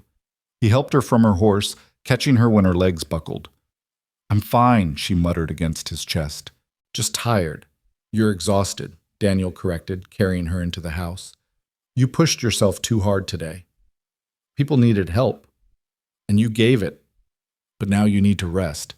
He set her on his bed, kneeling to remove her boots. Clara watched him through half-closed eyes, a soft smile on her face. "Is this what marriage will be like?" she asked sleepily. "You taking care of me when I push too hard." "And you taking care of me when I run into burning buildings," Daniel replied, helping her out of her ruined outer dress, leaving her in her chemise and petticoats. "We'll take care of each other." "I like that," Clara murmured, already drifting toward sleep. "Partners." "Partners," Daniel agreed, pulling a blanket over her. He sat in the chair beside the bed, watching her sleep, thinking about the day's events. In 3 weeks, they'd faced down Clara's past, dealt with the town's objections, and worked together through a crisis. If that wasn't a good foundation for marriage, he didn't know what was. Clara slept through the night and most of the next day, waking only when the afternoon sun slanted through the windows. Daniel had been checking on her every hour, concerned by her pallor and exhaustion. "How long have I been asleep?" she asked, stretching. "About 16 hours. Clara's eyes widened. 16 hours. The shop? Amy's handling things. Sarah Morrison is helping. Everything's fine. Clara sank back against the pillows, then suddenly went very still. "Daniel, what day is it?" "Tuesday. Why?" She was quiet for a moment, clearly calculating something in her head. Then she sat up abruptly, her face going pale again. "Clara? What's wrong?" "Nothing. I need to get back to town. I need to see Doc Watson." "Are you ill?" "I knew yesterday was too much." "I'm not ill," Clara said, but she wouldn't meet his eyes. "I just need to talk to him about female things." Female things. Daniel felt his face heat up, but he was also concerned. "Clara, if something's wrong—" "Nothing's wrong," she said firmly, then softer. "At least I don't think so. I just need to be sure about something." She dressed quickly in a spare dress Sarah had sent over, her movements careful and deliberate. Daniel drove her to town in the wagon, the silence between them heavy with unspoken questions. At Doc Watson's office, Clara asked Daniel to wait outside. He paced the boardwalk for an hour, his mind running through possibilities, each worse than the last. What if she was seriously ill? What if the stress of the past weeks had caused some damage? What if... The door opened, and Clara emerged. Her face was unreadable, but there was something different about her, a trembling energy that could have been fear or joy or both. "Well?" Daniel demanded. "Take me home," Clara said quietly. "To the ranch. We need to talk." The ride back was torture. Clara sat beside him, her hands folded tightly in her lap, saying nothing. When they reached the ranch, she walked directly to the porch, sitting on the swing Sam had installed just days before. "Clara, you're scaring me." "What did Doc Watson say?" She looked up at him, and he saw tears in her eyes. "He said I'm pregnant." The world stopped. Daniel stared at her, unable to process the words. "Pregnant? But we haven't, we've never—" "Not you," Clara said quickly. "It's not, it can't be yours. We've never been together that way. Not his." The words hit Daniel like a physical blow. He sank onto the swing beside her, his mind reeling. "Thornton?" he asked, though he already knew the answer. Clara nodded, tears flowing freely now. "The night before I escaped. He forced himself on me, said it would make me his whether I wanted it or not. It's why I ran that very night instead of waiting and planning more carefully." Daniel felt rage like he'd never experienced before, white-hot and deadly. If Thornton had been within reach, Daniel would have killed him without hesitation. "I should have told you," Clara continued, her voice broken. "When you proposed, I should have told you. But I didn't know. I didn't even suspect until yesterday when the smell at the mine made me so sick. And now you're trapped, engaged to a ruined woman carrying another man's child." "Stop," Daniel said firmly, taking her hands. "Stop right there." "But, Clara, look at me." He waited until those green eyes met his. "You're not ruined, you're not trapped, and neither am I. Daniel, you don't understand. I'm pregnant with William Thornton's child. A child conceived in violence. How can I what? Love you? I already do. Want to marry you? That hasn't changed. Want this child? Yes, Clara. Yes, I do." Clara stared at him in shock. "How can you say that?" "Because any child of yours is a child I'll love," Daniel said simply. "Because this baby is innocent of its father's sins. Because we can give this child something Thornton never could. A real family, real love, a real chance at happiness. People will talk. They'll count months. They'll know. Let them count. Let them talk. We'll tell anyone who asks that the baby came early. Happens all the time out here. And if they don't believe us, that's their problem." Clara was sobbing now, great heaving sobs that shook her whole body. Daniel pulled her into his arms, holding her tight, letting her cry out all the fear and shame and anger she'd been carrying. "I was so scared," she whispered against his chest. "So scared you'd hate me, send me away." "Never," Daniel said fiercely. "You hear me, Clara Winters? Never. You're mine, and this baby is mine, and anyone who says otherwise will answer to me." "The child will need a name," Clara said, still pressed against him. "A real name, not Thornton." "Cooper," Daniel said immediately. "The baby's name will be Cooper. My child in every way that matters." Clara pulled back to look at him, her face ravaged by tears but beautiful in its vulnerability. "How are you real? How are you this good?" "I'm not good," Daniel said. "I'm selfish. I want you, Clara. I want our life together. I want this child. I want to be the father he or she deserves. That's not goodness. That's greed." Clara laughed through her tears, a watery sound that was the most beautiful thing Daniel had ever heard. "Then be greedy. Be very, very greedy." They were married 2.5 weeks later, a few days earlier than originally planned. Clara had started showing, just barely, and they both agreed sooner was better than later. The ceremony was simple but beautiful, held on the ranch with the mountains as backdrop and the whole town in attendance. Clara wore the dress she'd made herself, white silk with touches of green that matched her eyes. Daniel wore his best suit, the one usually reserved for funerals and bank meetings. Jake stood as his best man, Sarah as Clara's matron of honor. When Reverend Mills asked if anyone had objections, the silence was complete. Even Barbara Whitman, who'd had plenty to say over the past weeks, kept her mouth shut. Perhaps it was the way Daniel's hand rested on his gun, or perhaps it was the fierce protectiveness in his eyes as he looked at his bride. "Do you, Daniel Cooper, take this woman to be your lawfully wedded wife, to have and to hold, in sickness and in health, for richer or poorer, for better or worse, as long as you both shall live?" I do, Daniel said, his voice carrying across the gathering. Do you, Clara Winters, take this man to be your lawfully wedded husband, to have and to hold, in sickness and in health, for richer or poorer, for better or worse, as long as you both shall live? I do, Clara said, her voice clear and strong, the voice that had carried fire from that first day. Then, by the power vested in me by God and the territory of Montana, I now pronounce you husband and wife. You may kiss the bride. Daniel kissed Clara with all the passion and promise he felt, not caring that half the town was watching, not caring that Martha Henderson actually fanned herself at the display. When they broke apart, Clara was laughing and crying at the same time.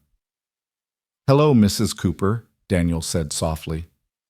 Hello, Mr. Cooper, Clara replied. The celebration that followed was the biggest Pine Creek had seen in years. Tables groaned under the weight of food provided by every family in town. Jake had brought his fiddle, and there was dancing until well past midnight. Even Barbara Whitman was seen smiling, especially after her third glass of Sarah Morrison's special punch.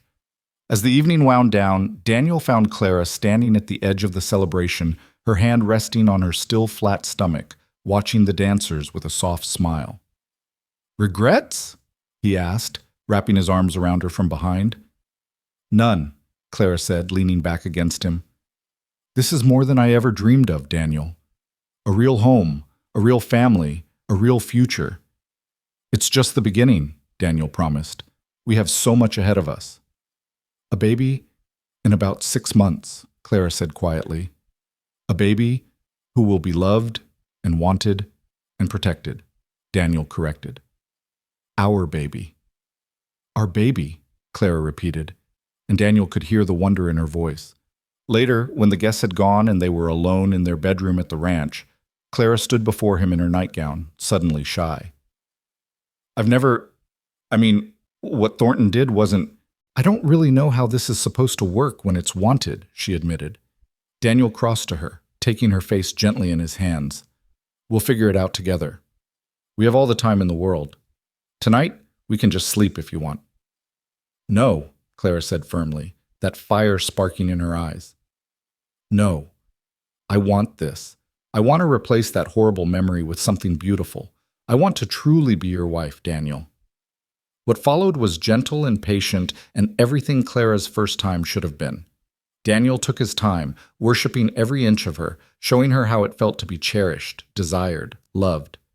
When they came together, it was with tenderness and passion in equal measure, and Clara cried again, but these were tears of joy, of healing, of finding home in another person's arms. I love you, she whispered against his chest afterward. I love you so much it frightens me. Don't be frightened, Daniel said, holding her close. I'll never give you reason to regret this. I'll never hurt you, never leave you, never let anyone harm you again. I know, Clara said simply. I trust you. Trust. From a woman who had every reason never to trust again. It was the greatest gift she could have given him. The months that followed were some of the happiest of Daniel's life.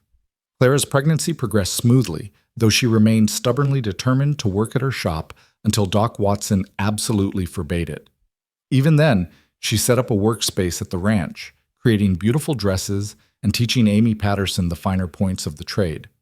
The town, as expected, had opinions about the early arrival of the baby, but Daniel's fierce protectiveness and Clara's complete indifference to gossip soon quieted the worst of it.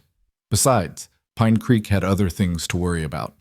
The railroad announcement came through. The spur line would indeed come through Pine Creek, bringing prosperity and growth. William Thornton made one last attempt to cause trouble, sending a letter threatening legal action, but Clara's carefully preserved evidence and a strongly worded response from a lawyer Daniel hired in Denver put an end to that. They never heard from him again, though Clara later learned through correspondence with a friend in Philadelphia that he'd been forced to marry a wealthy widow to cover his debts, a woman who kept him on a very short leash. Poetic justice, Clara said when she read the letter, then tossed it in the fire. May they make each other miserable. As winter gave way to spring, Clara grew round with child, more beautiful to Daniel with each passing day. She continued to be a force of nature, organizing a school fund, browbeating the town council into improving the roads, and somehow managing to keep her dress shop thriving even when she could barely see over her belly. "You need to slow down," Daniel told her one evening in her 8th month, finding her on her hands and knees scrubbing the kitchen floor. "I'm nesting," Clara informed him. "Doc Watson says it's natural." "Doc Watson also says you need rest." "I'll rest when the baby comes." "You'll rest now," Daniel said firmly, lifting her to her feet and carrying her to their bedroom despite her protests. "You can't just carry me off every time you disagree with me," Clara protested, though she was smiling. "Watch me," Daniel replied, depositing her gently on the bed. The baby came on a stormy night in May, with Doc Watson attending and Sarah Morrison assisting. Daniel paced the hallway outside their bedroom, listening to Clara's cries, feeling more helpless than he'd ever felt in his life. "First babies take time," Sam Rodriguez said, having appointed himself Daniel's keeper during the ordeal. "My Maria was in labor for 18 hours with our first." 18 hours? Daniel thought he might go insane if this lasted 18 hours. It lasted 12. Just after dawn, a different cry filled the air, the lusty wail of a newborn. Daniel was through the door before Doc Watson could call for him. Clara lay propped against the pillows, exhausted but radiant, holding a small bundle wrapped in the blanket she'd spent months embroidering. "Come meet your son," she said softly. A son. Daniel approached slowly, as if sudden movement might shatter this perfect moment. The baby was tiny, red-faced, with a shock of dark hair and eyes that, when they briefly opened, were the same green as his mother's. "He's perfect," Daniel breathed, touching one tiny fist with a trembling finger. "He looks like you," Clara said, and Daniel heard what she wasn't saying, that there was no trace of Thornton in this child's face. "What should we name him?" Daniel asked. "I was thinking James," Clara said, "after your father." James Daniel Cooper. Daniel's throat tightened. He'd told Clara about his father, killed in the violence that had driven Daniel from Texas. He would have been honored. "Then James it is," Clara said, then yawned hugely. "Your son, Mr. Cooper." "Our son," Daniel corrected, taking the baby carefully so Clara could rest. "Our son." James Daniel Cooper grew like a weed in the Montana sun, sturdy and strong, with his mother's fierce spirit and what everyone said was his father's stubborn streak. By the time he was walking, toddling around the ranch with determined steps, Clara was pregnant again. This time, Daniel was there for every moment, from the first morning sickness to the quickening, from the swelling belly to the birth itself. "A girl!" Doc Watson announced on a crisp October morning, handing the squalling infant to Clara. "Healthy and loud, just like her mother." They named her Margaret Rose, after the cousin whose illness had brought Clara to Pine Creek in the first place. Margaret had written several times over the past 2 years, having recovered fully and married a schoolteacher in Philadelphia. She cried when she received the letter about her namesake, writing back that it was the greatest honor she could imagine. Life settled into a rhythm that was both peaceful and purposeful. Daniel expanded the ranch, buying adjacent land as the railroad brought prosperity to Pine Creek. Clara's dress shop became the finest establishment between Denver and Seattle, with women traveling from 3 territories to commission her designs. She hired 2 more seamstresses and moved to a larger building, though she still insisted on doing the most intricate work herself. "You're going to work yourself into an early grave," Daniel said one evening, finding her bent over her sewing by lamplight, little Margaret sleeping in a cradle beside her desk, and James playing with wooden blocks at her feet. "I'm building something," Clara replied without looking up. "Something that will last beyond us. The children will last beyond us. The children will have their own lives, make their own choices. This," she gestured at the workshop around her, "this is proof that a woman can create something substantial, something that matters. I want our daughters to know that." "Daughters? Plural?" Daniel raised an eyebrow. "Something you want to tell me?" Clara smiled that secretive smile he'd come to recognize. "Maybe." She was indeed pregnant again, though this pregnancy was harder than the others. Clara was tired all the time, sick most mornings, and her ankles swelled so badly that Doc Watson ordered her to bed rest for the last month. "This is torture," Clara complained, propped against pillows while Amy Patterson and the other seamstresses brought her work to approve. I'm not made for lying about. You're made for growing our child, Daniel said, sitting on the edge of the bed, his hand on her swollen belly. That's work enough. The twins came early, during a January blizzard that trapped Doc Watson at the Henderson Ranch, delivering Martha's fifth child. It was Sarah Morrison who helped deliver them, with Daniel assisting, his hand steady despite his terror. 2 boys, Sarah announced, exhausted but triumphant, small but perfect. They named them Samuel and Thomas, after Sam Rodriguez and Tom Henderson, both of whom had proven themselves true friends over the years. The twins were indeed small, fitting in Daniel's palm like baby birds, but they were fighters from the start. 5 children, Clara said a few days later, nursing both twins while Margaret toddled about, and James helped by bringing his mother everything he could reach. I think we might be done, Mr. Cooper. Whatever you want, Daniel said, though privately he thought 5 was a good number. The house was full of laughter and chaos, exactly the opposite of the quiet life he'd once thought he wanted. The years rolled by like the seasons, each bringing its own challenges and joys. The railroad arrived with great fanfare, transforming Pine Creek from a frontier town to a proper city almost overnight. Daniel found himself on the city council, much to his dismay, while Clara organized the ladies' auxiliary, the school board, and somehow found time to start a library. You can't say no to everything, Clara told him one evening as he grumbled about another council meeting. I'm a rancher, not a politician. You're a leader, Clara corrected. People look up to you, trust you. The town needs that. She was right as usual. Daniel found himself mediating disputes, organizing the town's defense against claim jumpers who came with the railroad, and even giving a speech when President Roosevelt visited on his Western tour. Never thought I'd shake hands with a president, Daniel told Clara that night, still slightly stunned. I did, Clara said simply. You're the kind of man presidents should meet. Real, honest, hardworking. You represent what America should be. Through it all, their love only grew stronger. They fought sometimes. Clara's fire had not dimmed with motherhood, and Daniel could be stubborn as a mule when he thought he was right.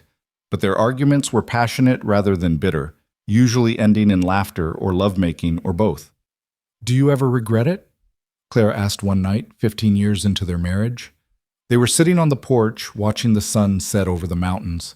The children were scattered, James helping Sam with the evening chores, Margaret reading in her room, the twins wrestling in the yard while little Sarah, their surprise 6th child, played with her doll. Regret what? Not getting your quiet, peaceful wife.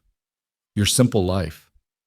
Daniel pulled her closer, breathing in the scent of her hair, still touched with fire despite the few silver strands that had appeared. Every single day, he said seriously. Clara stiffened, pulling back to look at him, hurt flashing in her eyes. Every single day, Daniel continued, grinning. I thank God I didn't get that quiet wife. Can you imagine how boring that would have been? Clara hit him with a pillow she'd been embroidering, but she was laughing. You're impossible. You love me anyway. I do, Clara said, suddenly serious. More than I ever thought possible. They were interrupted by James, now 17 and taller than his father, coming around the corner. Pa, there's a rider coming. Looks like trouble. Daniel stood, his hand automatically going to his gun. Old habits died hard, even in peaceful times. The rider was indeed coming fast, and as he got closer, Daniel recognized Jake Morrison's youngest son, Paul. Mr. Cooper! Paul gasped, sliding from his horse. Pa sent me. There's been an accident at the mine. Cave in.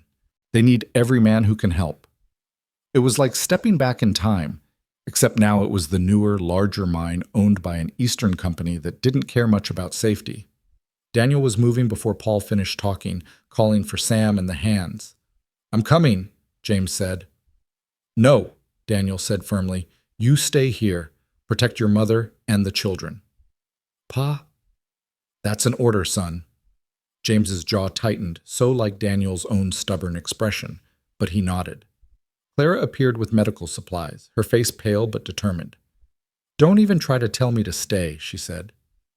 Wouldn't dream of it, Daniel replied, knowing better than to argue. The scene at the mine was grimly familiar but worse than before. This time, 20 men were trapped, and the company foreman was more concerned about the equipment than the lives. We can't risk further collapse, the foreman, a soft Eastern man named Whitfield, was saying. The company's investment, Daniel grabbed him by the collar, lifting him off his feet. I don't give a damn about your company's investment. There are men down there. We're getting them out. You have no authority. I have this, Daniel said, his free hand resting on his gun. And I have them. He nodded toward the crowd of miners' families and townspeople who had gathered. Your choice, Whitfield.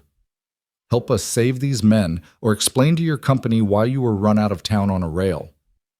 Whitfield paled, nodding rapidly. Daniel released him and turned to the crowd. Same as before, folks. We work in shifts. Jake, you and your boys shore up what's standing. Sam, take a team and start clearing rocks. Doc Watson, set up the medical tent. They worked through the night, Clara coordinating the women who brought food and water, tended wounds, and kept spirits up. It was harder than before, the collapse more extensive, but Pine Creek had grown tougher and more united over the years. There! Someone shouted near dawn. I can see movement. The first miner emerged, bloody but walking, and a cheer went up. One by one, they brought them out, 17 men, all alive, though many were badly injured. But 3 were still missing, trapped deeper in the mine. The whole thing could come down, Jake warned, studying the trembling support beams. Anyone who goes in might not come out. I'll go, Daniel said. But before he could move, a hand fell on his shoulder. No, Pa. I'll go. Daniel turned to find James standing there, tall and strong and determined. You were ordered to stay home, and I disobeyed. Ground me later. Right now you need someone young and strong and small enough to fit through tight spaces. That's me. Daniel wanted to refuse, wanted to protect his son from danger, but he saw Clara's fire in James's eyes, his own stubbornness in the set of his jaw. I'll go with him, Paul Morrison volunteered. And me, said Timothy Watson, Doc's son. 3 boys, barely men, volunteering to risk their lives for strangers. Daniel's chest tightened with pride and fear in equal measure. Be careful, he said finally. Come back safe, or your mother will never forgive me. James grinned, his mother's smile. Always do, Pa. The waiting was agony. Daniel stood at the mine entrance, every muscle tense, while Clara gripped his hand so tight he thought she might break his fingers. 20 minutes passed, then 30, then 40. Then a shout from inside. We found them! Coming out! James emerged first, supporting a miner who was barely conscious. Paul and Timothy followed with the other 2. All 3 boys were covered in dirt and blood, but grinning triumphantly. Clara broke free from Daniel's grip, running to embrace their son. Don't you ever scare me like that again, James Daniel Cooper? Sorry, Ma, James said, but his grin didn't fade. Had to do what was right. Pa taught me that. Daniel pulled both of them into his arms, his wife and son, holding them tight. Around them, families reunited, the saved miners were tended to, and Pine Creek once again proved that it took care of its own. The mine never reopened. Whitfield and his company pulled out, faced with a united town that demanded better safety measures than they were willing to provide. Some called it an economic disaster, but Daniel saw it differently. Lives are worth more than gold, he said at the town meeting that followed. We've proven that today. The crisis passed, but it marked a turning point. James, having proven himself, began taking more responsibility at the ranch. Margaret, now 15 and as beautiful as her mother, announced she wanted to go to college back east to study medicine like Doc Watson. A lady doctor? Barbara Whitman, still clinging to her position as social arbiter despite the changing times, was scandalized. A doctor, Margaret corrected firmly, her mother's fire burning bright. The lady part is irrelevant to healing people. Clara beamed with pride while Daniel tried to wrap his head around his little girl leaving for the city. The twins, now 13, were talking about engineering school, fascinated by the machines that were beginning to transform the West. Even little Sarah, only 8, declared she would be a teacher and a writer and possibly a ranch owner too. We've raised revolutionaries, Daniel told Clara one night as they lay in bed, listening to the house settle around them. We've raised thinkers, Clara corrected, independent spirits who know their own minds. Like their mother. And their father. You're the one who taught them to stand up for what's right, even when it's dangerous. That was just common sense. Clara laughed, curling against him. Daniel Cooper, you wouldn't know common sense if it bit you. You run into burning buildings, face down gunmen, and stand up to mining companies. Our children learned courage from watching you, and they learned determination from you. Do you know Margaret has been corresponding with medical schools? She's already planning her applications. She told me. She also told me James has been writing to a girl in Denver. Daniel sat up. What? When did this happen? Oh, darling, Clara laughed. Our children are growing up. James is nearly 18. Did you think he'd never notice girls? I thought I had more time, Daniel grumbled. Time for what? To figure out how to threaten potential suitors without your daughter lecturing me about modern sensibilities. Clara's laughter filled the room, rich and warm as honey. Oh, my love, you never had a chance. These children are going to live lives we can barely imagine. She was right, of course. The West was changing, modernizing at a pace that left old-timers shaking their heads. Automobiles were beginning to appear on Pine Creek streets, competing with horses for space. Electric lights were being installed in the newer buildings. The telephone exchange had 5 operators now, connecting Pine Creek to the wider world.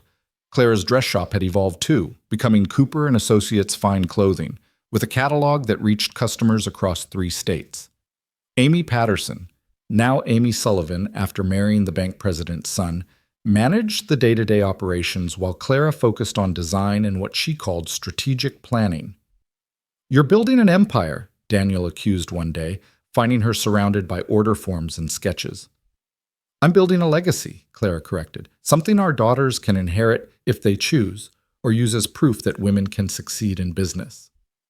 And if they all become doctors and engineers and writers, then I'll sell it to Amy and retire to raise horses with you. Horses? Since when are you interested in horses? Clara smiled mysteriously. Since I realized I'm going to need something to do once the children are grown. I can't just sit on the porch and knit. Heaven forbid, Daniel said dryly. The seasons turned and changes came fast. Margaret left for medical school in Boston, her trunk packed with practical clothes Clara had made and books Doc Watson had given her. James took over more of the ranch operations, proving himself a natural leader with innovative ideas about breeding and land management. He's going to surpass us both, Sam Rodriguez said, watching James work with a difficult horse. That boy has your patience and his mother's intelligence. He has something else too, Daniel observed. Ambition. He doesn't just want to maintain the ranch. He wants to build something bigger. It was true. James had plans for expanding, for bringing in new breeds, for experimenting with crops as well as cattle. He'd been corresponding with agricultural colleges, reading everything he could get his hands on about modern farming techniques. The twins, Samuel and Thomas, were inseparable and brilliant, always building something or taking something apart to see how it worked. They'd rigged a water pump system for Clara's garden that was so efficient, farmers from miles around came to study it. They'll change the world, Clara said, watching them explain their latest invention to a group of admirers. Or blow it up trying, Daniel said, remembering the small explosion that had resulted from one of their experiments. Little Sarah was the surprise. Quiet where her siblings were bold, she observed everything with large, solemn eyes and wrote it all down in journals she filled at an alarming rate. She's documenting us, Clara realized one day, finding Sarah's latest journal. Listen to this. Papa pretends to grumble about town meetings, but he always goes early and stays late. He cares more than he admits. Mama knows this and doesn't tease him about it, which is true love. The child's too observant for her own good, Daniel said, but he was secretly pleased. Then came the telegram that changed everything. It arrived on a Tuesday afternoon in September, delivered by young Tommy Henderson, who'd taken over the telegraph office. It's from Philadelphia, Mrs. Cooper, Tommy said, hat in hand. Clara opened it with trembling fingers, read it, and sank into a chair. What is it? Daniel asked, alarmed. William Thornton is dead, Clara said flatly. His widow is contesting his will. She's claiming James is William's son and heir. The words hung in the air like smoke from a distant fire, threatening to consume everything they'd built. Daniel felt rage building in his chest, the old violent feelings he'd worked so hard to control. How? Was all he managed. I don't know. Maybe William told her, maybe she investigated, maybe it's just a guess based on timing. But she's demanding James submit to evaluation by their lawyers. Like hell, Daniel said. We can't just ignore it, Clara said, though her face was pale. If we do, she could make it public, make accusations. James doesn't know, Daniel said quietly. It had been a decision they'd made together to wait until James was older to tell him the truth about his biological father. He has to know now, Clara said, tears starting to fall, before someone else tells him. They called James in from the range, asked him to sit, and told him the truth. All of it. Clara's engagement to Thornton, the attempted institutionalization, the assault, the escape, Daniel's immediate acceptance of James as his own. James sat silent through it all, his face unreadable. When they finished, he stood and walked to the window, staring out at the ranch he'd grown up on, the only home he'd ever known. So, he said finally, his voice carefully controlled, I'm not actually a Cooper.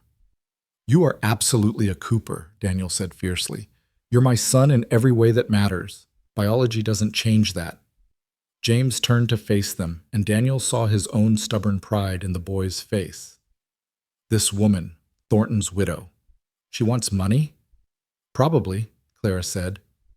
The Thornton fortune is substantial, and apparently William died without children from his marriage. But I'm not his child, James said firmly. I'm Daniel Cooper's son. That's what my birth certificate says. That's what everyone knows. And that's the truth as far as I'm concerned. James, Clara started. No, Ma. I don't care what some widow back east wants. I don't care about Thornton money. I have everything I need right here. A family that loves me, work that matters, a future I'm building with my own hands. That woman can take her lawyers and her accusations and go to hell. Language, Clara said automatically, but she was crying and smiling at the same time. Daniel stood, placed his hands on James's shoulders. You sure about this, son? The Thornton money could set you up for life. James met his eyes steadily. I'm already set up for life, Pa. You taught me to work hard, to stand for what's right, to protect what's mine. Ma taught me to think for myself, to never let anyone define me, to fight for my independence. What could Thornton money give me that you haven't already given me? Daniel pulled his son into a fierce embrace, feeling Clara's arms wrap around them both.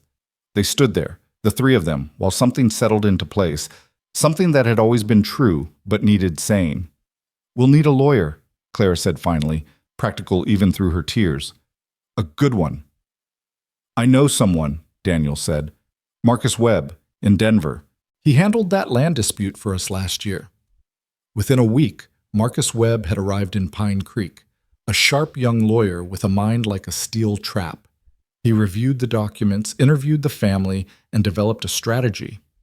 We deny everything, he said simply. Make them prove their accusations. Meanwhile, we countersue for harassment and defamation. The widow is on shaky ground legally. She has no proof, only speculation. But if she makes it public, Clara worried, then we tell our truth, Webb said. A violent man who tried to institutionalize his fiancée, who assaulted her, who she fled from in fear for her life. A good man who married her, claimed her child as his own, raised that child with love and honor. Which story do you think people will side with? He was right. The widow, faced with the prospect of a public battle that would drag the Thornton name through the mud, backed down. She withdrew her claim in exchange for the family's silence about William's past behavior. It's over, Clara said when the final papers were signed. It was never really a threat, James said. She didn't understand what we have here. We're Coopers. We don't run, we don't bend, and we sure as hell don't break. Clara laughed, shaking her head. You sound just like your father. Which one? James asked, then grinned. Never mind. I know which one. The one who matters. The crisis passed, leaving them stronger for having faced it together. Margaret wrote from Boston, furious that she hadn't been there to give Thornton's widow a piece of her mind. The twins designed what they called a lawyer trap that would drop anyone with legal papers into a pit. Sarah wrote it all down in her journal, documenting the family's triumph over adversity. Life resumed its rhythm. James began courting the girl from Denver in earnest, bringing her to visit the ranch. Her name was Elizabeth, and she was nothing like Clara had expected. Quiet, where Clara was fiery; gentle, where Clara was fierce. But she had a core of steel beneath the softness, and she looked at James like he hung the moon. "She's perfect for him," Clara told Daniel. "She'll balance his intensity, give him peace." "Like you gave me peace?" Daniel teased. "I never gave you peace. I gave you purpose." "Same thing," Daniel said, kissing her. They were grandparents within 2 years. James and Elizabeth's son born on a spring morning with his grandfather's eyes and his grandmother's stubborn chin. They named him Daniel William Cooper, and if anyone noticed the irony of the middle name, they kept it to themselves. Margaret became the first female doctor in Pine Creek, returning home with her degree and a determination to modernize medical care in the growing city. The twins went to engineering school together, their inventions already attracting attention from companies back east. Sarah surprised everyone by publishing a story in a national magazine, a thinly veiled fiction about a woman who came west with fire in her voice and changed a town. "You should write our real story," Clara told her youngest daughter. "I am," Sarah said simply. "Every day in my journals. Someday, when you're both gone, people will want to know how you built all this." "We didn't build it alone," Daniel said, looking out at Pine Creek, now a proper city with paved streets and electric lights, but still with the spirit of the frontier town it had been. "We had help. The whole town, really." "That's the point," Sarah said. "It's not just your story or Ma's story. It's Pine Creek's story. It's America's story. People coming together, building something from nothing, taking care of each other." She was right, Daniel realized. Their story was bigger than just two people finding love. It was about community, about courage, about the choices that define a life. Years later, when his hair was completely gray and Clara's fire had mellowed to a warm glow, Daniel stood on the same spot where he'd waited for a quiet mail-order bride. Pine Creek had grown around them, buildings rising where empty land had been, automobiles outnumbering horses, the modern world encroaching on their frontier. "Regrets?" Clara asked, coming to stand beside him, her hand finding his with the ease of decades of practice. "Not a one," Daniel said. "You?" "Only that it went so fast," Clara said. "Seems like yesterday I was stepping off that stage, terrified and trying not to show it." "You didn't look terrified. You looked like you were ready to conquer the world." "I was terrified," Clara admitted, "but then I saw you, and something in me recognized home. Even though I wasn't what you expected? Especially because you weren't what I expected. I didn't need another man with plans for who I should be. I needed a man who'd let me be myself, who'd stand beside me while I figured it out." "And did you? Figure it out?" Clara looked around at their town, their family, their life. James was running the ranch now, expanding it into one of the largest operations in Montana. Margaret had opened a clinic that served 3 counties. The twins were building bridges and dams that would last generations. Sarah was writing stories that were being published nationwide, and little Daniel William was already showing signs of his grandfather's steady strength and his grandmother's fierce spirit. "I figured out what matters," Clara said. "Love, family, community, standing for what's right, building something that lasts. Everything else is just details." Daniel pulled her close, this woman who'd arrived with fire in her voice and transformed not just his life, but an entire town. "You know what I realized?" "What's that?" "I was ready for a quiet marriage." "You walked in with fire in your voice. And that fire, it didn't just stay, it spread. To me, to our children, to this whole damn town. Pine Creek is what it is because Clara Winters Cooper refused to be quiet." Clara laughed, the sound still capable of making his heart skip after all these years. "Clara Cooper," she corrected. "I've been Clara Cooper longer than I was ever Clara Winters." "And you'll be Clara Cooper for the rest of our days," Daniel promised. "The rest of our days," Clara agreed, and kissed him there on Main Street, in full view of anyone who cared to look, just as she had kissed him on their wedding day, with passion and promise, and that fire that had never dimmed. The sun set over Pine Creek, painting the sky in shades of gold and crimson, and Daniel Cooper held his wife close, grateful beyond words that his quiet, peaceful plans had been shattered by a woman with fire in her voice who had walked into his life and stayed. The autumn of 1925 brought changes that even Clara, with all her forward-thinking ways, hadn't fully anticipated. Pine Creek had become a small city, with a population pushing 10,000 souls, and the Cooper family had grown along with it. Daniel stood on the hill overlooking the valley, watching automobiles navigate streets where he'd once chased rustlers on horseback, and felt the weight of 60 years settling into his bones. "You're brooding again," Clara said, approaching with her careful steps. The years had slowed her too, though the fire in her eyes remained undimmed. "Not brooding. Thinking. About? About how I almost missed all of this," Daniel said, gesturing at the view. "If Margaret hadn't gotten sick, if you hadn't come in her place, if I'd sent you away that first day." "But you didn't," Clara said, slipping her hand into his. "You helped me when you had no reason to. You stood between me and William when it wasn't your fight. You chose to love James when you knew the truth. Every choice you made led us here." They were interrupted by the sound of an automobile climbing the ranch road. Daniel recognized the vehicle. It belonged to Thomas Whitfield III, grandson of the mining foreman Daniel had confronted years ago. Young Whitfield was a lawyer now, and his presence rarely meant good news. "Mr. Cooper, Mrs. Cooper," Whitfield said, climbing out of his car.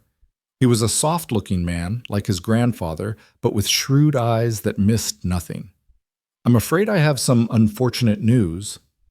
Daniel's hand moved instinctively to where his gun used to rest, though he hadn't worn one regularly in years. "What kind of news?" "There's a development company from Chicago. They're interested in Pine Creek, specifically in buying up ranch land for development. They've already acquired the Henderson place and 2 others." "Tom Henderson sold?" Clara asked, surprised. The Hendersons had been here almost as long as the Coopers. "Tom died last month, ma'am. His son sold to pay debts. The company is offering substantial sums, well above market value." "Our land isn't for sale," Daniel said firmly. "I assumed as much. However, they're also pursuing another avenue. They're claiming that several of the original land grants, including yours, were improperly filed. They're challenging ownership in court." Clara's hand tightened on Daniel's arm. "Can they do that?" "They can try," Whitfield said. "I've looked into it and your paperwork appears solid, but they have significant resources and connections in Washington. They could make things difficult." After Whitfield left, Daniel and Clara sat on their porch, the same porch where they'd made so many decisions over the years. "We fight," Clara said simply. "We're not as young as we were," Daniel pointed out. "This kind of fight could take years, cost everything we've built." "Then we'd better get started," Clara said with a ghost of her old fire. "Call the children home." All of them. Within a week, the Cooper children had assembled. James came from his own ranch 20 miles north, Elizabeth and their 3 children in tow. Margaret closed her clinic temporarily, arriving with her husband Robert, a fellow doctor she'd met in Boston, and their twin daughters. The twins, Samuel and Thomas, took leave from their engineering firm in Denver. Sarah came from New York, where she'd been living while writing for a magazine, bringing with her a surprise, a fiancé named David, a fellow writer with kind eyes and ink-stained fingers. "The gang's all here," James said, looking around the dinner table that groaned under the weight of Clara's cooking. "Just like old times?" "Not quite," Margaret said. "We're all older, supposedly wiser." "Speak for yourself," Thomas said. "Sam and I are still young and stupid." "Just stupid," Samuel corrected, earning a laugh from everyone. Daniel stood, raising his glass of whiskey. "I'm glad you're all here. Your mother and I have something to discuss with you." He explained the situation, the threat to their land, the possibility of losing everything. The room grew quiet as the implications sank in. "So we fight," James said, echoing his mother's words. "We pool our resources, hire the best lawyers, and fight." "It's not that simple," Margaret said, ever practical. "These development companies have deep pockets. They could drag this out, bleed us dry." "Then we get creative," Sarah said. "This isn't just a legal battle. It's a story. David and I can write about it, generate public support." Nobody likes seeing families forced off their land by big corporations. Sam and I have connections in Denver, Thomas added. Engineers, businessmen who remember what unchecked development does to communities. I can rally the medical community, Margaret said. Emphasize what losing ranch land means for the local economy, for families who've been here for generations. Daniel looked around the table at his children, each brilliant in their own way, each carrying a piece of Clara's fire and his own stubbornness. This won't be easy. They'll dig into our past, try to find leverage. Let them dig, James said firmly. We have nothing to hide. But of course, every family has secrets, and the development company's investigators were thorough. Within a month, they'd found the old records from Philadelphia, the story of Clara's flight, the questions about James's parentage. They're trying to claim that because James might not be your biological son, the land transfer to him is invalid, Marcus Webb explained. He'd aged well, his hair silver now, but his mind still sharp. That's ridiculous, Clara said. Legally, yes, but they're not trying to win on merit. They're trying to make this painful enough that you'll sell for whatever they offer, just to make it go away. Never, Daniel said quietly, but with such conviction that everyone in the room felt it. The legal battles began, but so did the war for public opinion. Sarah's articles appeared in national magazines, telling the story of Pine Creek, of families who'd built something from nothing. She wrote about her parents, the unlikely love story that had begun with a mail-order bride who never arrived, and the cousin who came instead. You're romanticizing it, Clara said, reading one of the articles. I'm telling the truth, Sarah corrected. Just because it sounds like a romance doesn't mean it isn't true. The town rallied behind them. Jake Morrison, now in his 70s but still working his forge, organized the old-timers. Nobody pushes the Coopers off their land, he declared. Not while any of us are still breathing. But the development company had their own weapons. They brought in experts who questioned the original surveys, lawyers who tied up the court with motions and delays, and worse, they started buying the loyalty of newer residents who didn't remember what Pine Creek had been. They're dividing the town, Barbara Whitman said. She'd mellowed over the years, and now, faced with outside threats, she stood firmly with the Coopers. Promising jobs, prosperity, progress. Progress, Daniel spat the word. They want to tear down everything we built and put up factories and tenements. The stress took its toll. Clara, who'd always been the strongest person Daniel knew, began to falter. She tired easily, her breath coming short during their evening walks. Just tired, she insisted when Daniel expressed concern. But Doc Watson, Margaret's colleague now, as she'd taken over most of his practice, was less optimistic. Her heart, he told Daniel privately, it's wearing out. She needs rest, no stress. Have you met my wife? Daniel asked bitterly. She doesn't know how to rest. But Clara must have sensed something because she began putting her affairs in order with quiet efficiency. She updated her will, wrote letters to each of the children, and spent hours teaching Amy Sullivan's daughter the most complex techniques of dressmaking. You're not dying, Daniel told her one night, fear making his voice rough. I won't let you. Clara smiled, touching his weathered face with gentle fingers. My stubborn cowboy, still thinking you can protect me from everything. I can try. You have. For over 40 years you've protected me, loved me, given me a life I never dreamed possible. But Daniel, some fights we can't win. Don't say that. I need to say it. I need you to hear it. If something happens to me, nothing will happen. If something happens, Claire continued firmly, I need you to know that every day with you has been a gift. From that first day when you could have sent me away but didn't, to now, when we're old and gray and still arguing about everything. Clara, promise me you'll keep fighting for our land. Not for me, but for what it represents. For James and Elizabeth's children, for Margaret's daughters, for all the grandchildren yet to come. Promise me. I promise, Daniel said, pulling her close, feeling how fragile she'd become. But you're going to be here to see us win. The hearing was set for November 15th, 1925. The entire family prepared to attend, along with half of Pine Creek. But the night before, Clara collapsed in the kitchen, her heart finally giving out under the strain.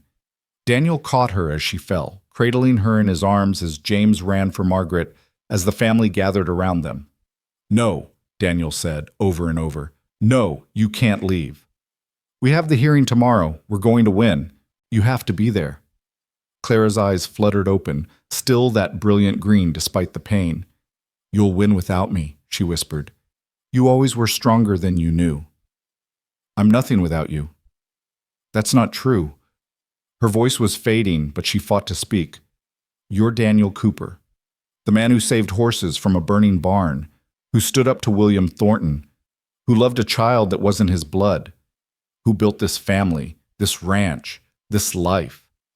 She touched his face one last time. "You're the man I fell in love with the moment I saw you, even when I was too scared to admit it. Clara, please tell them," she whispered, looking at their children gathered around. "Tell them I love them. Tell them to keep the fire burning."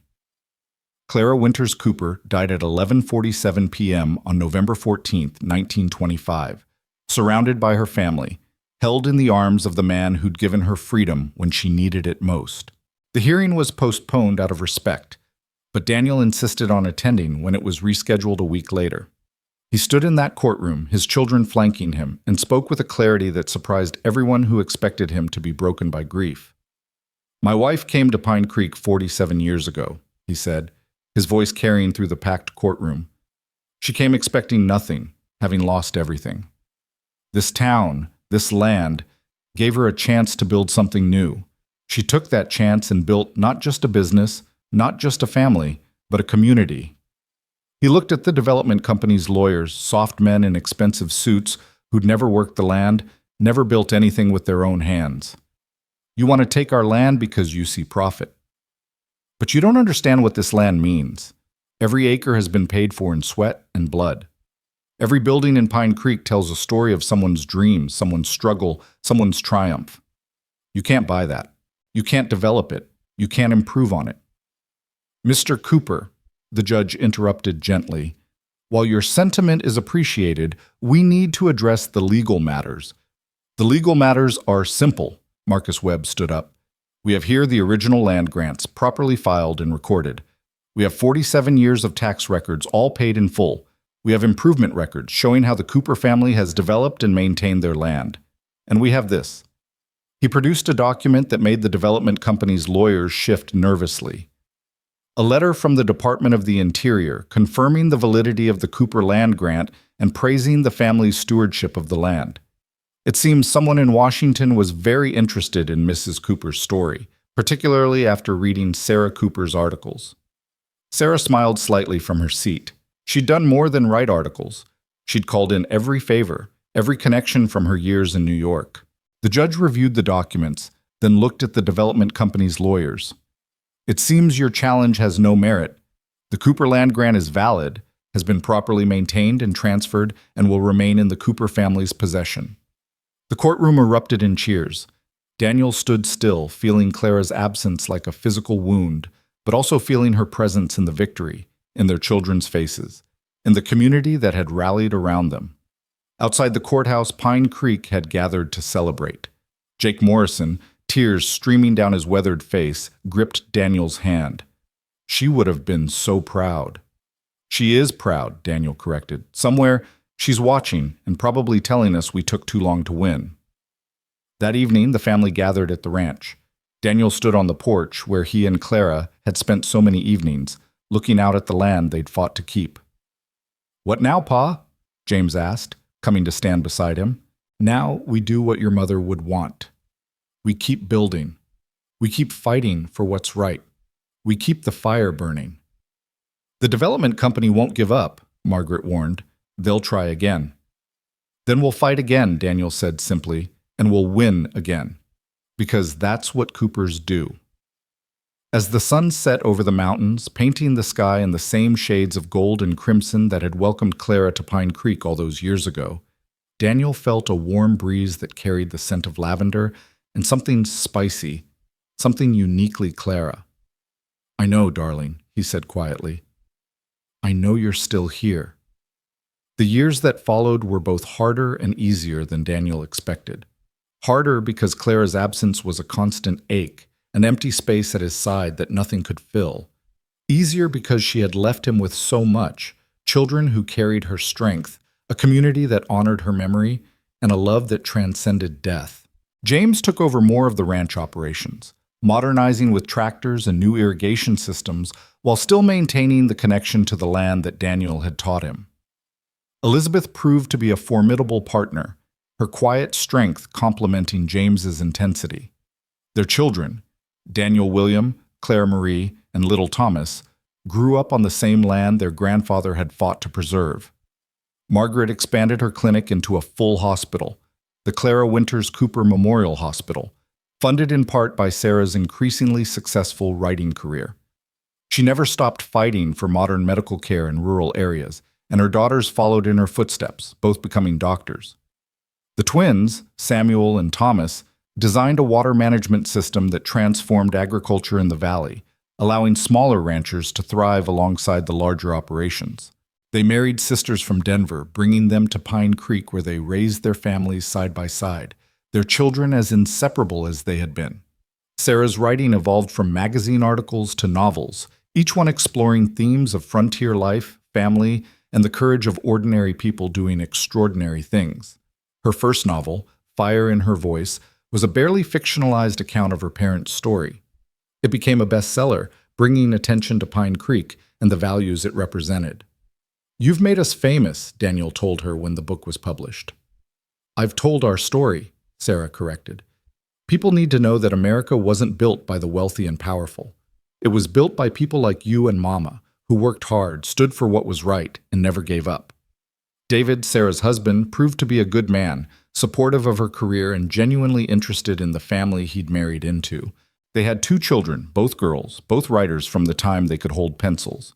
The development company made 2 more attempts to acquire the Cooper land, once through political pressure and once through economic manipulation. Both times, the family stood firm, the community rallied, and the attempts failed. Eventually, the company gave up, moving on to easier targets. "We won," James said after the last attempt failed. "Your mother won," Daniel corrected. "She built the connections, the reputation, the foundation that made us strong enough to fight.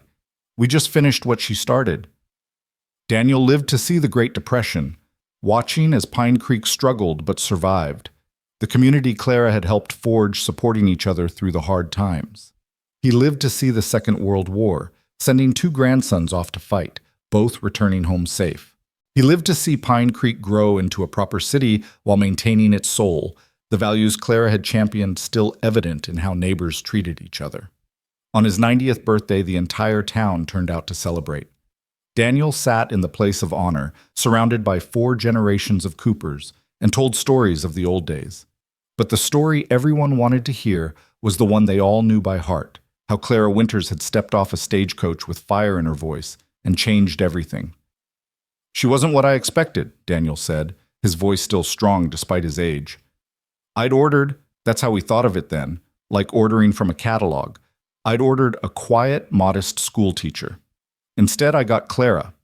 Fire and steel and courage I'd never seen before." "Were you disappointed, Grandpa?" Clara Marie asked, James's daughter, who carried her grandmother's name and more than a little of her spirit. "Disappointed," Daniel laughed, the sound carrying across the gathering. "Child, I thank God every day that Margaret Winters got sick. Not very charitable of me, I know, but if she hadn't, I'd have had my quiet life. And what a waste that would have been." He looked around at his family, his town, his life's work. "Your grandmother taught me something important. I thought I wanted peace. What I really wanted was purpose. She gave me that. She gave all of us that." As the celebration continued around him, Daniel found himself thinking about time, about choices, about the threads that weave a life together. One different decision, one small change, and none of this would exist. If Clara had taken a different stage, if he'd been too proud to help her, if she'd given up when Thornton came after her, if they'd sold the land when things got hard. But they hadn't. They'd stood firm, fought together, built something lasting. And now in the twilight of his life, Daniel could see the full tapestry of what they'd created. That night, after everyone had gone home, Daniel sat on the porch one last time. The stars were bright above Pine Creek, The same stars he'd slept under as a young cowboy, the same stars that had witnessed Clara's arrival, their wedding, their children's births, their victories and losses. "I'm tired, Clara," he said to the night. "I've kept my promise. The land is safe, the children are strong, the fire is still burning. I think it's time." The wind picked up, carrying that familiar scent of lavender and spice, and Daniel smiled. He could almost hear her voice, carried on the breeze. "About time, you stubborn cowboy. I've been waiting." Daniel Cooper died peacefully in his sleep on September 15th, 1948, 70 years to the day after he'd stood on Main Street waiting for a quiet mail-order bride. He was buried beside Clara on the hill overlooking the ranch, their graves marked with a single stone that read, "They built something that lasted." The funeral was the largest Pine Creek had ever seen. People came from across the state, across the country even, to pay respects to the last of the frontier giants. Sarah read from her father's journals, entries he'd kept secretly over the years, documenting not the big events but the small moments. Clara laughing at something the twins had done, teaching Margaret to sew, dancing with him in the kitchen when they thought no one was watching. James spoke about his father's courage, not just the physical courage everyone knew about, but the moral courage to do what was right even when it was hard. He taught us that family isn't just about blood. It's about choice, about choosing to love, to protect, to stand together. Margaret talked about his gentleness, hidden beneath the tough exterior. He never missed a birthday, never forgot to ask about our troubles, never was too busy to listen. The twins, with engineering precision, listed his accomplishments, the businesses he'd started, the people he'd employed, the infrastructure he'd helped build, but they ended with something simpler. He was our father, and he loved us. That's the greatest engineering feat of all, building a family that strong. Sarah had the last word, as the writer of the family. "My father thought he wanted a quiet life. My mother arrived with fire in her voice. Together, they created something neither could have imagined alone. They showed us that love isn't just about finding the right person. It's about becoming the right person for each other.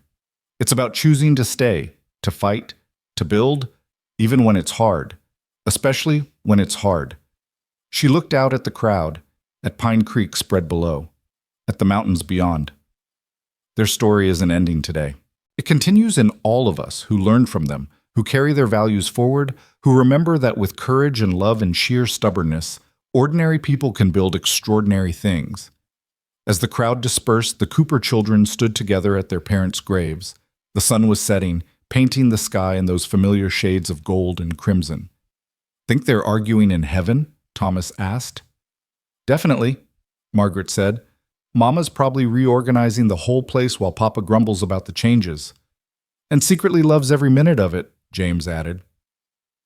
They stood in comfortable silence, these children of fire and steel, watching the sun set over the land their parents had fought to preserve. In the distance, Pine Creek sparkled with electric lights, automobiles moved along paved streets, and modern life continued its relentless advance. But here, on this hill, with the wind carrying the scent of prairie grass and the faint echo of memory, Clara and Daniel Cooper's love story lived on. It lived in the land that remained in the family, in the businesses that bore their name, in the hospital that served the community, in the stories that would be told for generations. Most of all, it lived in the truth they'd proven, that sometimes, when you're ready for a quiet marriage, life sends you someone with fire in their voice instead. And if you're very, very lucky, they stay. The Cooper Ranch still stands today, run by James's great-grandchildren. The house has been modernized but carefully preserved, and Clara's portrait hangs in the parlor, those green eyes still blazing with the fire that transformed a cowboy's quiet plans into an extraordinary life. Visitors come from around the world to see where the famous love story took place, where Clara Winters became Clara Cooper, where a frontier town became a community that understood the value of standing together. And sometimes, on quiet evenings when the sun sets just right, painting the sky in shades of gold and crimson, people swear they can see two figures on the porch of the old ranch house, a tall cowboy and a red-haired woman with fire in her voice, still watching over the land they loved, the family they built, and the legacy they left behind. The story of Daniel and Clara Cooper became legend in Pine Creek, told and retold with small variations but always the same heart. Two people who expected one thing from life and got something completely different, something infinitely better. It reminded everyone who heard it that love isn't about finding someone who fits your plans.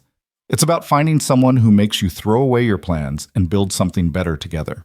In the end, that's what Daniel Cooper discovered when Clara Winters stepped off that stagecoach with fire in her voice and steel in her spine. He'd been ready for a quiet marriage, a peaceful life, a gentle fading into the sunset.